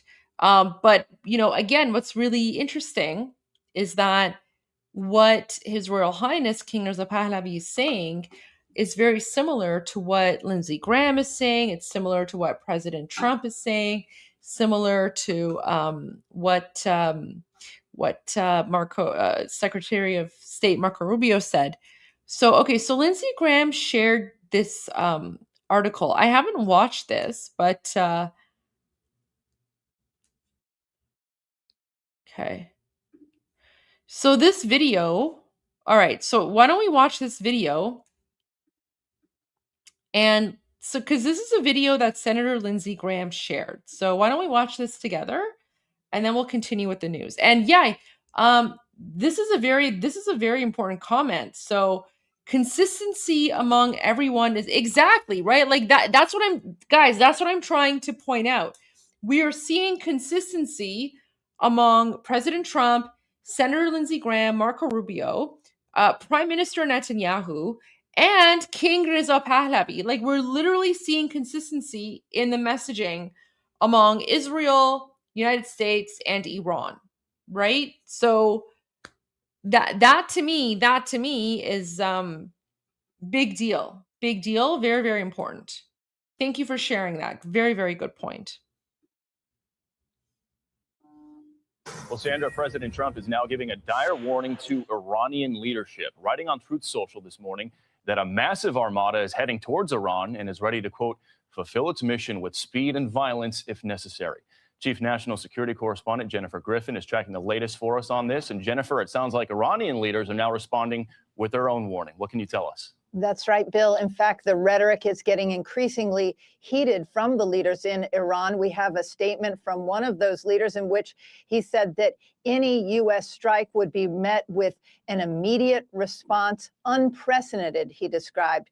We also heard from Iran's foreign minister that the armed forces in Iran have their fingers on the trigger, and the Ayatollah Ali Khamenei himself said that any illusion that any U.S. strikes would be limited is an illusion at that. The president, however, is deploying a clear carrot and stick strategy toward Iran. The USS Abraham Lincoln Aircraft Carrier Strike Group is now in CENTCOM control with its 3 guided missile destroyers and dozens of combat aircraft, including stealth F-35 fighter jets and F-A-18 fighter jets, and literally hundreds of Tomahawk cruise missiles capable of reaching Iranian targets. President Trump also offering an olive branch. There's another beautiful armada floating beautifully toward Iran right now. So we'll see. I hope they make a deal. I hope they make a deal. They should have made a deal the first time they'd have a country. The protests may have ebbed, but they will spark up again in the future because this regime, unless they are willing to change and or leave, have no way of addressing the legitimate and consistent complaints of the people of Iran who deserve better. The U.S. Air Force is running regional military exercises this week to signal readiness. Officials see a real chance President Trump acts, but an equal chance Iran blinks. He's setting the theater in a way that gives him lots of options in the near term and probably even for a little bit of a longer runway looking out into the future. So if tomorrow or a week from now or a month from now there were a strike on Iran by the United States or in concert with others, I wouldn't be a bit surprised. I think if you are the Ayatollah and you look at the military buildup in the region, he has to wonder whether he will suffer the same fate as Maduro or something worse if he doesn't come to the negotiating table. Iran's ambassador to the UN responded. Last time the U.S. blundered into wars in Afghanistan and Iraq, it squandered over $7 trillion and lost more than 7,000 American lives. Iran stands ready for dialogue based on mutual respect and interest, but if pushed, it will defend itself and respond like never before. Saudi Arabia, meanwhile, Bill said publicly it would not let anyone use its bases to attack Iran. Bill? Yeah, at this point, Iran has to know the president is not bluffing. Jennifer Griffin, live here in Washington. Jen, thank you. Sorry. So there's that. Sorry. Oh my gosh. Like, guys, I'm being attacked by all these like non-Iranian, like Muslim jihadi trolls. So I posted like a photo of like me in my hat, like, you know, make Iran great again. Fox News wait. alert. We were told Alex Preddy was just a peaceful nurse. Okay. That's Minnesota. We're not going to go to that. Sorry. But honestly, like I posted a picture of like my Miga hat, and like all of the non-Iranian like Durka jihadis, they're so triggered. Like they're so triggered by the fact that like I just posted a picture of my hat and they're like, "Oh, are you Mossad?" Oh, like, you know, it's crazy. It's crazy. But I mean, these are all garbage people from garbage countries anyway, right? So I just find it really hilarious how, like, you know, me just posting a picture with my hat is triggering so many like weird Muslim jihadis. But you know, Armin Armin said it best. Like these are like here's the thing, the people who are attacking me, these are people who need laws about, you know, not raping camels, right? So there you go. These are the same people who literally need laws that explain to them why they should not rape camels. Yeah. So keep that in mind. Keep that in mind. Whenever like one of these like weird, you know, Durka jihadi Aloha Akbar people are attacking Iranians, yeah, they're the ones who literally need to be told why they shouldn't rape camels and goats and chickens and whatever. Yeah. Yeah. So there you go. Armin's gonna translate part 2 and 3 for you tomorrow. I'm not gonna translate because I don't like the swearing, but there you go. Just wanted to share that with you guys. Okay, I want to go back to Huda Beauty because people wanted more info on that. So guys, like the Huda Beauty thing is a big deal because Iranians are livid, and I actually shared a lot of information about that. So here's the video that Armin already translated for you guys, right?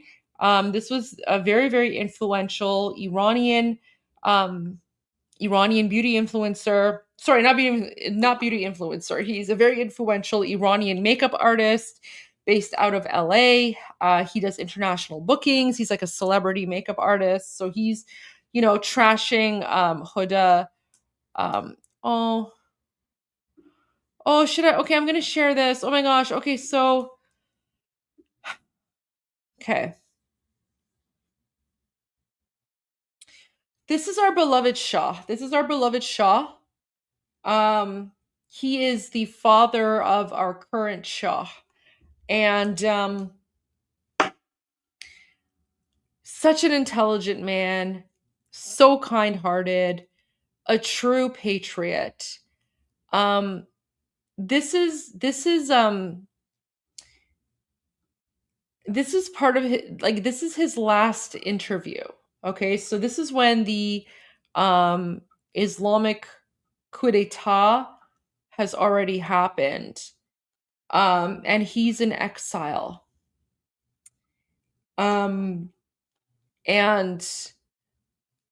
this is his final interview before he passed away from medical malpractice. He had cancer, but it was manageable.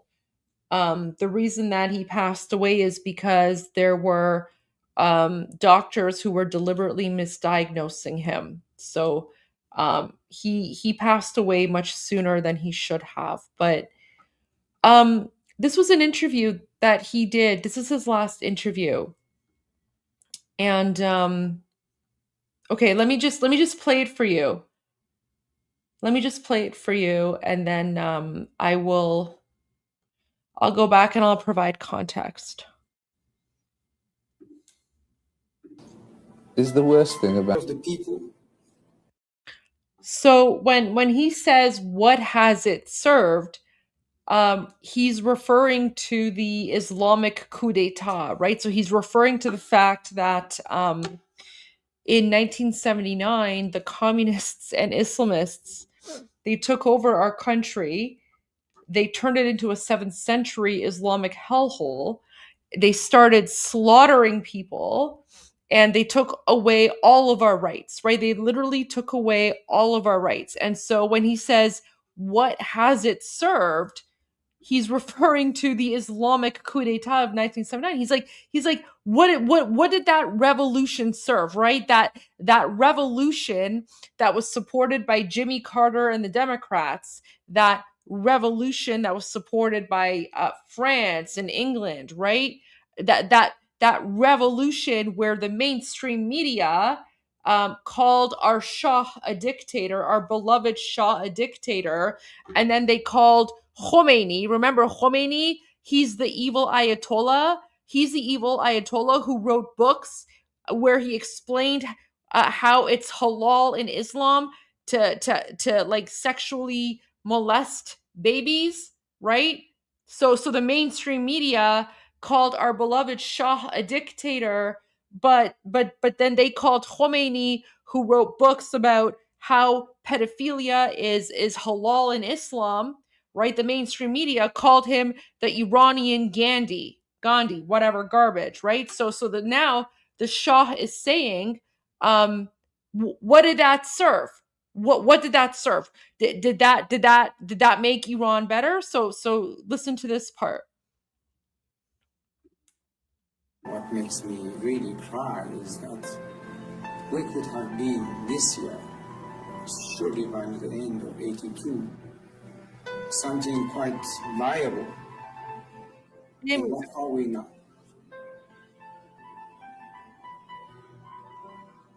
What has it served?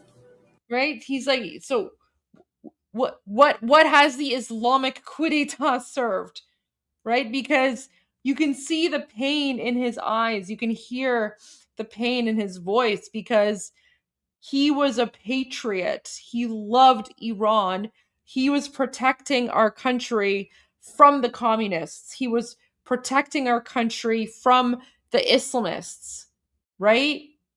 He was protecting us Iranians from those savage jihadi Durka 7th century barbarians. The religion, democracy, human rights, the rule of the people. There you go. So I just wanted to share that. Yeah. We loved him. We still love him. And right now we Iranians, especially in the last 3 weeks, with the number of casualties being over 50,000, we're paying how do I say this? We are paying for the mistake of our parents and grandparents with our own blood and our own lives, right? Because I myself, I was born in 1985, so I was born after the Islamic coup d'etat. And so not just myself, not just millennials, but Gen Z and Gen Alpha, we are paying with our lives to rectify the mistake of the previous generations, right? Because that generation was just so stupid, so idiotic. And we want our Shah back. We want our Shah back. We want our monarchy back. Yeah. So I just want to share that. But you can just see, you can see the pain and heartbreak in his eyes. Look at this, guys. Is the worst thing.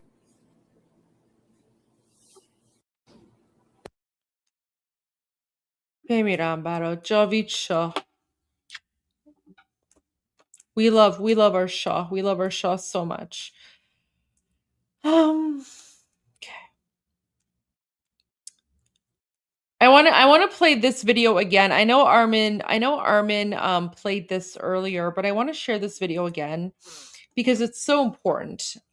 So the MEK is a Marxist Islamist terrorist group. And the MEK, in fact, the MEK was one of those Marxist Islamist communist groups that supported overthrowing the Shah. Okay, so the MEK, guys, we hate the MEK even more than the Islamic regime, because the MEK are even more dangerous. And the MEK right now, they have infiltrated American politics. So guys, especially for all of our American friends and followers, please pay attention to this video, because this is so important. In Washington, they are sold as freedom fighters, the democratic alternative for Iran. But before we buy the packaging, we need to read the receipts. Founded in 1965, the MEK combined Islamic theology with Marxist ideology. Their mission? To destroy the Shah's government and drive American imperialism out of Iran. From the start, they followed two tracks: armed struggle and propaganda. In the 1970s, they used bombs to target American personnel. They assassinated at least 6 U.S. citizens, including military officers Lieutenant Colonel Lewis Hawkins, Colonel Paul Schaefer, and Lieutenant Colonel Jack Turner. Like, they murdered Americans. Fueled by deep ties to the Palestine Liberation Organization, sending members to training camps in Lebanon, Syria, and Jordan. Their platform called for the total uprooting of Zionist foundations. When the U.S. Embassy was seized in 1979, the MEK actively participated. They declared, "After the Shah, it's America's turn." In the wake of the failed U.S. rescue attempt, they placed their military units at the disposal of the Revolutionary Guards to fight America. Once the hostages were released, the MEK condemned it as a surrender and labeled restoring U.S. ties as treason. Following a fallout with the new regime, they fled to Iraq to become foot soldiers for Saddam Hussein. In 1991, they reportedly helped Saddam's guard crush Shia and Kurdish uprisings. Inside their camps, they became a cult. Reports describe forced divorces, stolen children, and re-education prisons for dissenters. Because of these violent acts, the U.S. State Department designated the MEK as a foreign terrorist organization in 1997. However, the MEK launched a massive, multi-million-dollar lobbying campaign in Western capitals. In 2012, during the Obama administration, Secretary of State Hillary Clinton delisted them. But even then, the U.S. government warned, "We have not forgotten their past terrorism." Today, the goal is rebranding. The message is polished. The events look official. The branding says freedom. But the record does not change. An official State Department report was clear.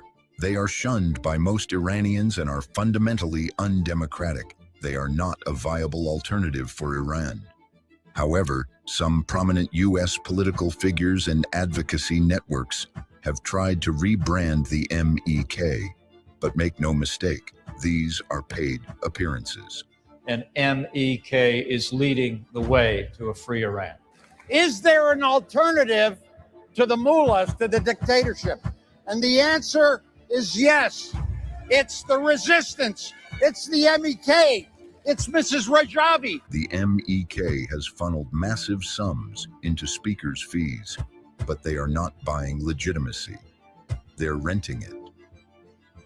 Today, they hide behind shell groups like the Organization of Iranian American Community to appear popular.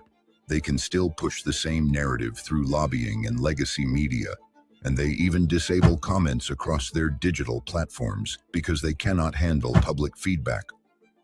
But we've seen the history. We're not buying the packaging. We're reading the receipts.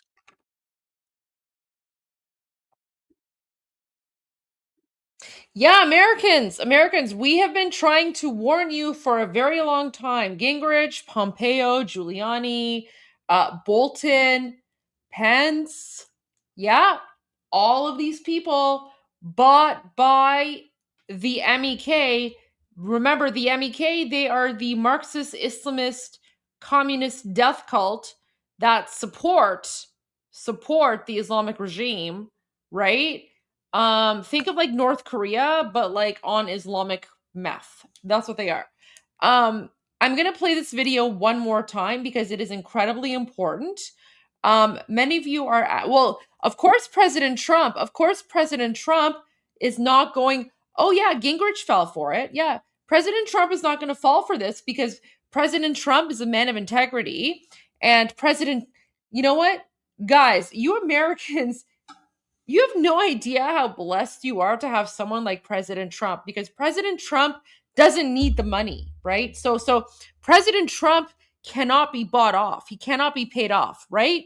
President Trump is doing what he's doing because he loves America, and President Trump learned from his mistake. Why do you think Bolton was kicked out? Why do you think all these people who were in President Trump's first administration are no longer there, right? Think about it. Why is Mike Pence no longer vice president, right? Because President Trump found out. Just a theory. But there's a reason that all these people who were in President Trump's first administration or affiliated or associated with President Trump's first administration are no longer there, right? Because President Trump cannot be bought off. And he learned. But Pence and Rubio and all these other garbage people, right? They sold their souls. Right? They're not America first. All these people that are supporting the MEK, right? They are jihad first. Let's watch this video again because this is so critical, guys. And us Iranians, we have been trying to raise awareness about this for so long, and no one believed us. People were like, "Oh, this is just like a conspiracy theory or whatever." But yeah, watch this.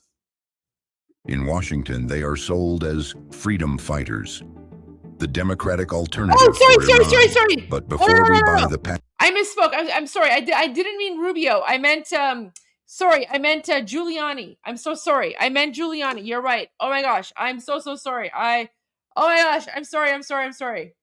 Yes, I meant Giuliani. Yes, my mistake. I'm so sorry. I've been up for I don't know how long. We love Marco Rubio. I want to make it very clear. We love Marco Rubio. Guys, people in my chat, we even have like a Marco Rubio emoji. We have a Marco Rubio emoji in the chat because we love Marco Rubio. I'm just saying. I'm so sorry. Not what I meant whatsoever. No. We love Marco Rubio. We have a Marco Rubio emoji in the YouTube chat. So there you go. I'm so sorry, guys. It's been a long day. I meant Giuliani. Thanks, guys. Thank you for having my back. Yeah. Oh my gosh. Okay. Oh, that's so embarrassing. So embarrassing. I'm so sorry, guys. I will work on. Yeah. See, there you go. Everyone's like posting all the Marco Rubio. See, we love Marco Rubio. We call him Amu Rubio. You know what Amu means? Amu means uncle. So many Iranians, we actually call Marco Rubio Uncle Rubio. There you go. Amu Rubio. Oh man, there you go. Sorry. Long day. But we're going to keep going. Yeah, no. We have nothing but love for Amu Rubio. Oh yeah, Uncle Marco. Yep. Nothing but love for Amu Rubio. There you go.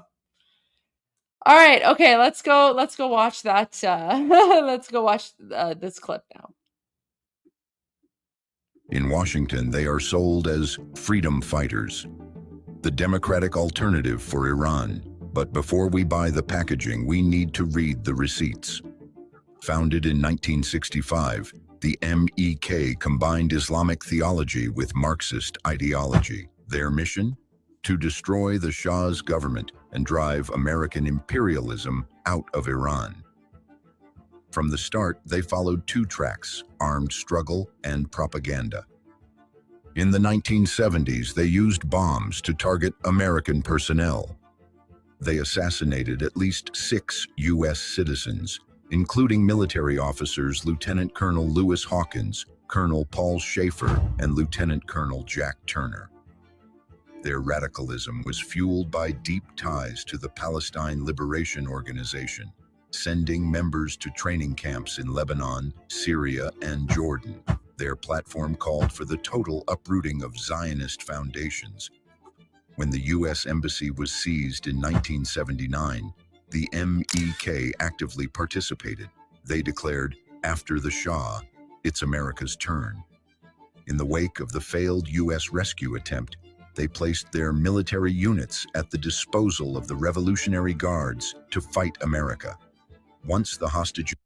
No. So guys, that's not ant. So amu. So in English, uncle, right? Uncle refers to, someone who's your uncle, whether it's from your mother's side or your father's side. Okay. So let me go back to that comment there, because it was Amu Rubio and Dai Lindsay. Where is it? Let me just pull that up. Where was it? Both of those words mean uncle, but here we go. So this was the comment. Okay, so Amu and Dai both mean uncle. Okay, Amu and Dai both mean uncle, but Amu is your uncle from your father's side, and Dai is your uncle from your mother's side. So we have two words for uncle to differentiate between, your uncle from, right? Because if you just say uncle, you don't know if it's like your paternal uncle or your maternal uncle. So Amu is paternal uncle, and Dai is maternal uncle. So there you go. So you have Amu Rubio and Dai Lindsay, but it's like they both mean uncle. It's just like, it's just more expressive. So we also have the same thing for aunts as well. So for example, your paternal aunt is called amme, and then your maternal aunt is called khale. So we have amme and khale, but they both mean aunt. But there you go. So yeah, so that both of those words mean uncle. Both of those words mean uncle. Why do they get particular designation? No reason. I mean, some people say Amu Lindsay as well. So there's literally no difference between the two. They both mean uncle, but it's just Amu Rubio, Dai Lindsay. It literally no difference. Both of them mean uncle, but I don't know. I would think that the reason that Iranians are, calling one a paternal uncle and calling the other a maternal uncle is because it's just kind of a way of showing that, like, the family is big, right? So it's almost like Iranians are saying we just have such a big extended family, right? So it's like a way of saying, like, our extended family is both on the paternal side and on the maternal side as well.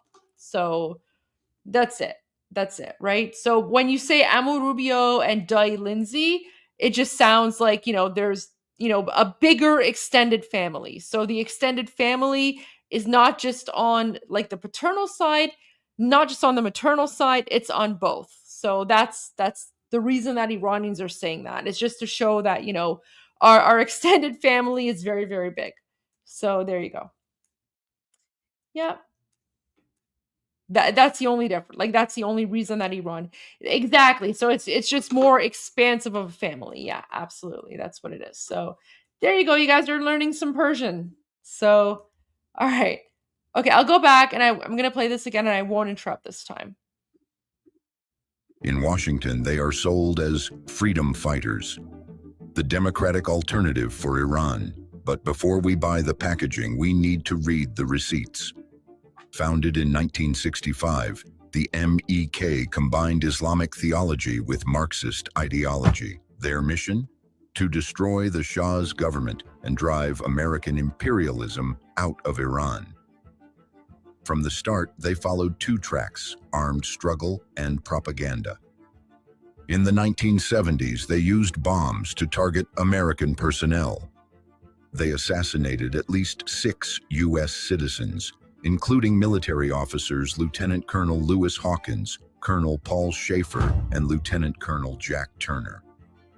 Their radicalism was fueled by deep ties to the Palestine Liberation Organization, sending members to training camps in Lebanon, Syria, and Jordan. Their platform called for the total uprooting of Zionist foundations. When the U.S. Embassy was seized in 1979, the MEK actively participated. They declared, "After the Shah, it's America's turn." In the wake of the failed U.S. rescue attempt, they placed their military units at the disposal of the Revolutionary Guards to fight America. Once the hostages were released, the MEK condemned it as a surrender and labeled restoring U.S. ties as treason. Following a fallout with the new regime, they fled to Iraq to become foot soldiers for Saddam Hussein. In 1991, they reportedly helped Saddam's guard crush Shia and Kurdish uprisings. Inside their camps, they became a cult. Reports describe forced divorces, stolen children, and re-education prisons for dissenters. Because of these violent acts, the U.S. State Department designated the MEK as a foreign terrorist organization in 1997. However, the MEK launched a massive, multi-million-dollar lobbying campaign in Western capitals. In 2012, during the Obama administration, Secretary of State Hillary Clinton delisted them. But even then, the U.S. government warned, "We have not forgotten their past terrorism." Today, the goal is rebranding. The message is polished. The events look official. The branding says freedom. But the record does not change. An official State Department report was clear. They are shunned by most Iranians and are fundamentally undemocratic. They are not a viable alternative for Iran. However, some prominent U.S. political figures and advocacy networks have tried to rebrand the MEK. But make no mistake, these are paid appearances. And MEK is leading the way to a free Iran. Is there an alternative to the Mullahs, to the dictatorship? And the answer is yes. It's the resistance. It's the MEK. It's Mrs. Rajavi. The MEK has funneled massive sums into speakers' fees, but they are not buying legitimacy. They're renting it. Today, they hide behind shell groups like the Organization of Iranian American Community to appear popular. They can still push the same narrative through lobbying and legacy media, and they even disable comments across their digital platforms because they cannot handle public feedback. But we've seen the history. We're not buying the packaging. We're reading the receipts. There you go. So that's a very informative video on the MEK. Oh, so someone was asking what to call Iranians, like brothers or sisters, because you're all supportive, guys. So we love that. We love that. Okay, so I'm going to teach you a very beautiful word, and you can use that for yourselves. You can use that for us. So you can refer to all of us as, I'm going to type it phonetically, but so, oh wait, YouTube rejected my comment. Okay. YouTube thought I was spamming. That's weird. It's my own channel. What?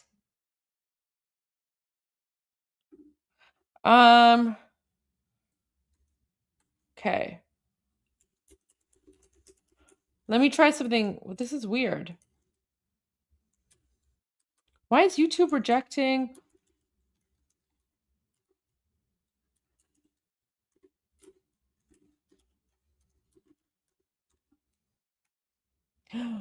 It's not letting me post the word. Okay.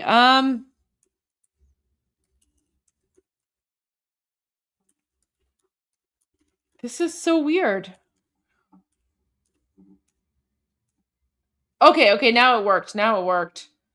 So, you can use the word ham-mihan. So, ham-mihan, that means compatriot. It means compatriot. So, if I want to give the literal translation, so mihan means like, country, nation. So ham-mihan means like my nation, my country. Yeah. So instead of saying like brother or sister, because that's a little communisty, right? So we don't say like, we're all brothers and sisters, because it's a little too like communisty.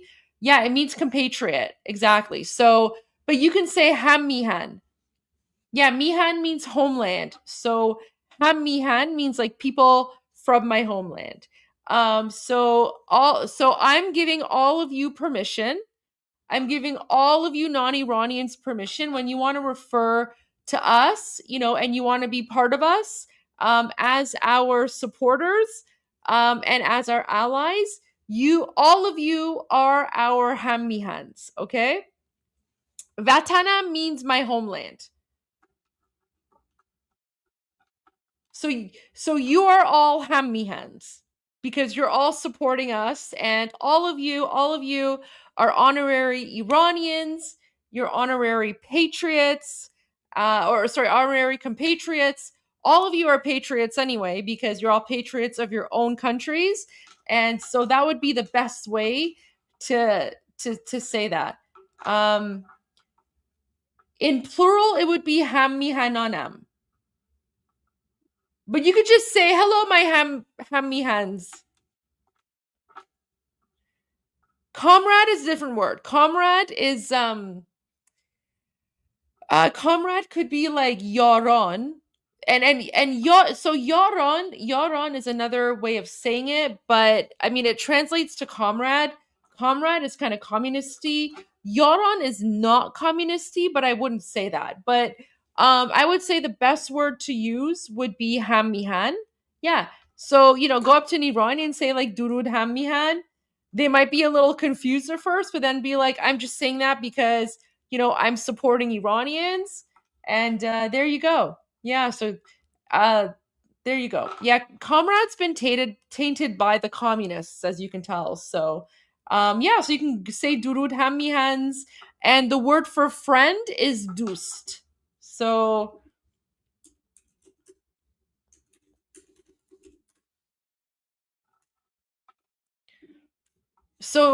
friend is dust. So you could also say durud dust, but you have to say dustam or dustanam or whatever. But there you go.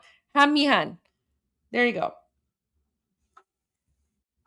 Yeah, there you go. This is perfect. Hello, my ham-mihans. Perfect. I love that. Hello, my ham-mihans. That makes me so happy. Oh yeah, durud dusts. There you go. Love that. Love that. Durud dustan. Yeah, there you go. See? Durud ham-mihan. I love that. I love that. And guys, I'm telling you, because all of you are here and all of you are supporting Iranians in Iran and around the world, all of you are honorary Iranians. So all of you are our honorary ham-mihans. And we love you all. We support you all. And we're so grateful. We're so grateful that all of you are here and you are supporting us. See, guys? See, I teach you the nice Persian words. I teach you the Persian words that you can actually use. I love that. What up, my deuces? You know what? That is perfect. That is perfect. What up, my deuces? Exactly. 100%. 100%. You know what? If you ever go to a free Iran demonstration, please do me a favor. Go up to Iranians. Please film yourself. Maybe, I don't know if film yourself or not, but just like, once you introduce yourself and, you let people know that you're there and you're supportive, just be like, what up, my deuces? They're going to love it. They're going to love it. I love that. I love that. That's so fantastic. Oh my gosh. You know what? You guys are making not just me, but all the Iranians who are watching right now, and reading all your messages. You're letting us know, like, you're just making us feel more accepted.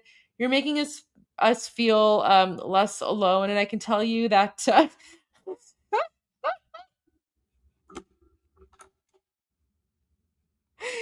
okay, now you're getting a little spicy. I see what you're doing there. I see what you're doing there. I see what you're doing there. There you go.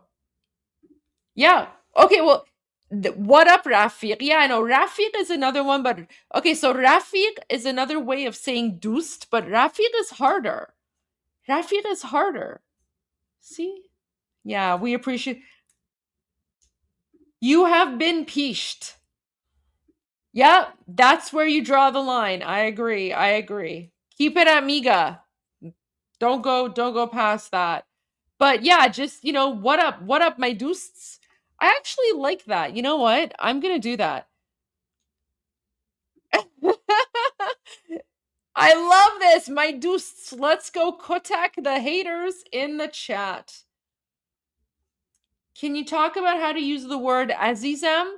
Yeah, so azizam means my dear. So just replace, my dear with azizam. So you could say like, hello, azizam. How are you, azizam? Hey, azizam, let's go here. Yeah. Deuced is easier. Stick to deuced. Stick to deuced. Stick to deuced. There you go. Deuced means friend. So just stick to that. Just go up and be like, hey, deuced. Oh, there you go. Tag dusta. There you go. Tag dusta. I love that. Yeah, guys. Okay, so guys, do me a favor. Do me a favor. When Armin joins us tomorrow, I want everyone here, okay, like in the chat, like, so not at the beginning, obviously, because we'll play our music in the beginning, like, we do like the pre-show. But when Armin and I start the live stream tomorrow, I want everyone to just feel like, what up, my deuces? Or, like, hey, Ham Mihan, like, hello, Ham Mihan, just like be like, hey, Armin, Ham Mihan, how's it going? So there you go. You're up to 50 pieces a day, 100 sit-ups. There you go. There you go. Yes, everyone just like, be like, Armin, what up, deuced? What up, deuced? Sup, deuced? And then Armin's just gonna be like, what's going on? But make sure that you put Armin's name somewhere in there, right? So that he knows what's going on. See, guys, I teach you the good stuff. I teach you the stuff you can actually use, as opposed to Armin. Armin teaches you about, I don't know, camels and goats and all those like rude words that I can't repeat, right? So there you go. Oh, that's a good one. Che khabar. Wow, you're advanced. Armin, my dust. There you go. There you go. Yeah, dustam equals my friend. There you go. 100%. No, you can't use the bad words. I didn't teach you guys the bad words.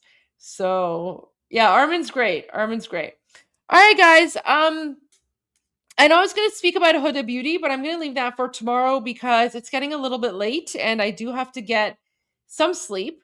But I just want to appreciate all of you and thank all of you for being here, for joining us. You want a what up deuced t-shirt? Okay, I will see what I can do. I will see what I can do with the what up deuced t-shirt. So I'll work on that. But thank you everyone for joining. I appreciate all of you, appreciate all of your support. And I will see you guys tomorrow. Wait, let me just I'm like constantly checking like President Trump's Truth Social. I don't see anything. I just see like a post where he's like, you know, going after Mark Carney. Obviously not surprised because Mark Carney is a joke.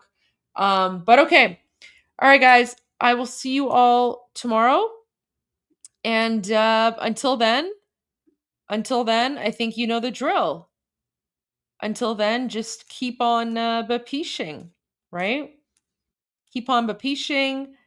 You have your new words. You have your new words to practice. And پاینده ایران جاوید شاه. غرق انقلاب است.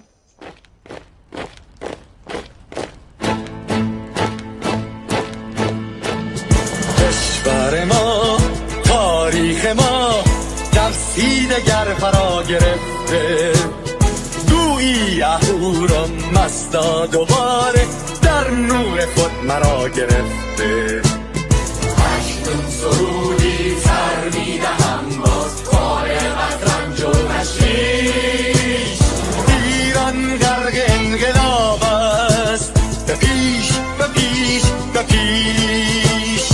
ایران غرق انقلاب است، به پیش به پیش به پیش. هن ای پدر، هن ای پسر، برخیز و با ما شو هنگام، تا درد آن تجربه تلخ ما را نکشیده در خواب. بگذار هر دم بغرند گرگ‌ها دم لباس میش. ایران غرق انقلاب است، به پیش به پیش به پیش. ایران غرق انقلاب است، به پیش به پیش به پیش.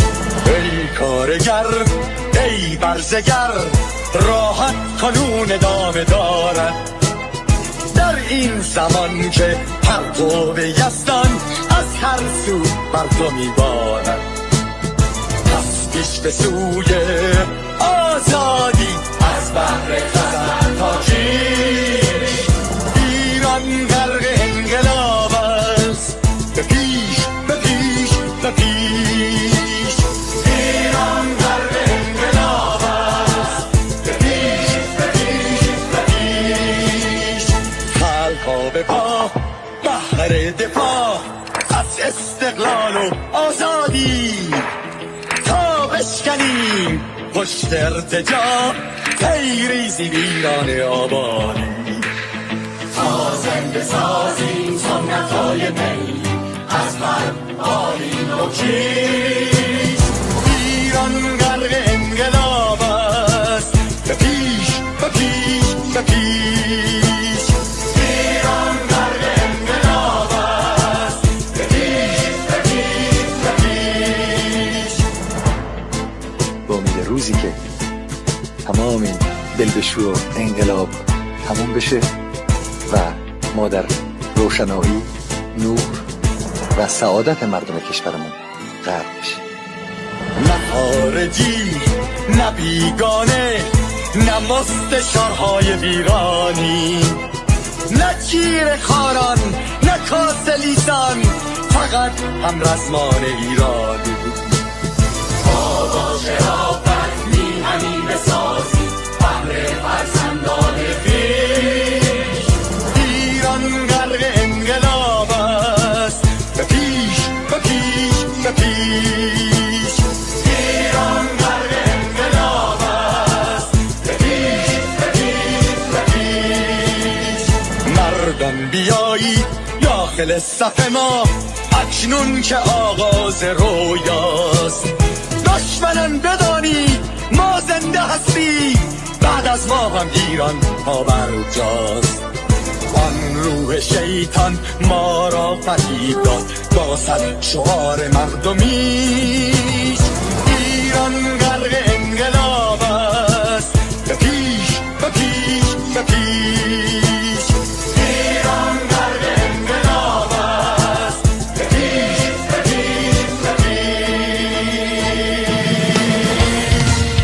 پرچم ما پرچم ایران غرق خون شهیدان روی شانه هامان حمل می‌کنیمش در هر خیابان و میدان تا ماسک دلقکان را برداریم از روی تسبیح و ریش ایران غرق انقلاب است به پیش به پیش به پیش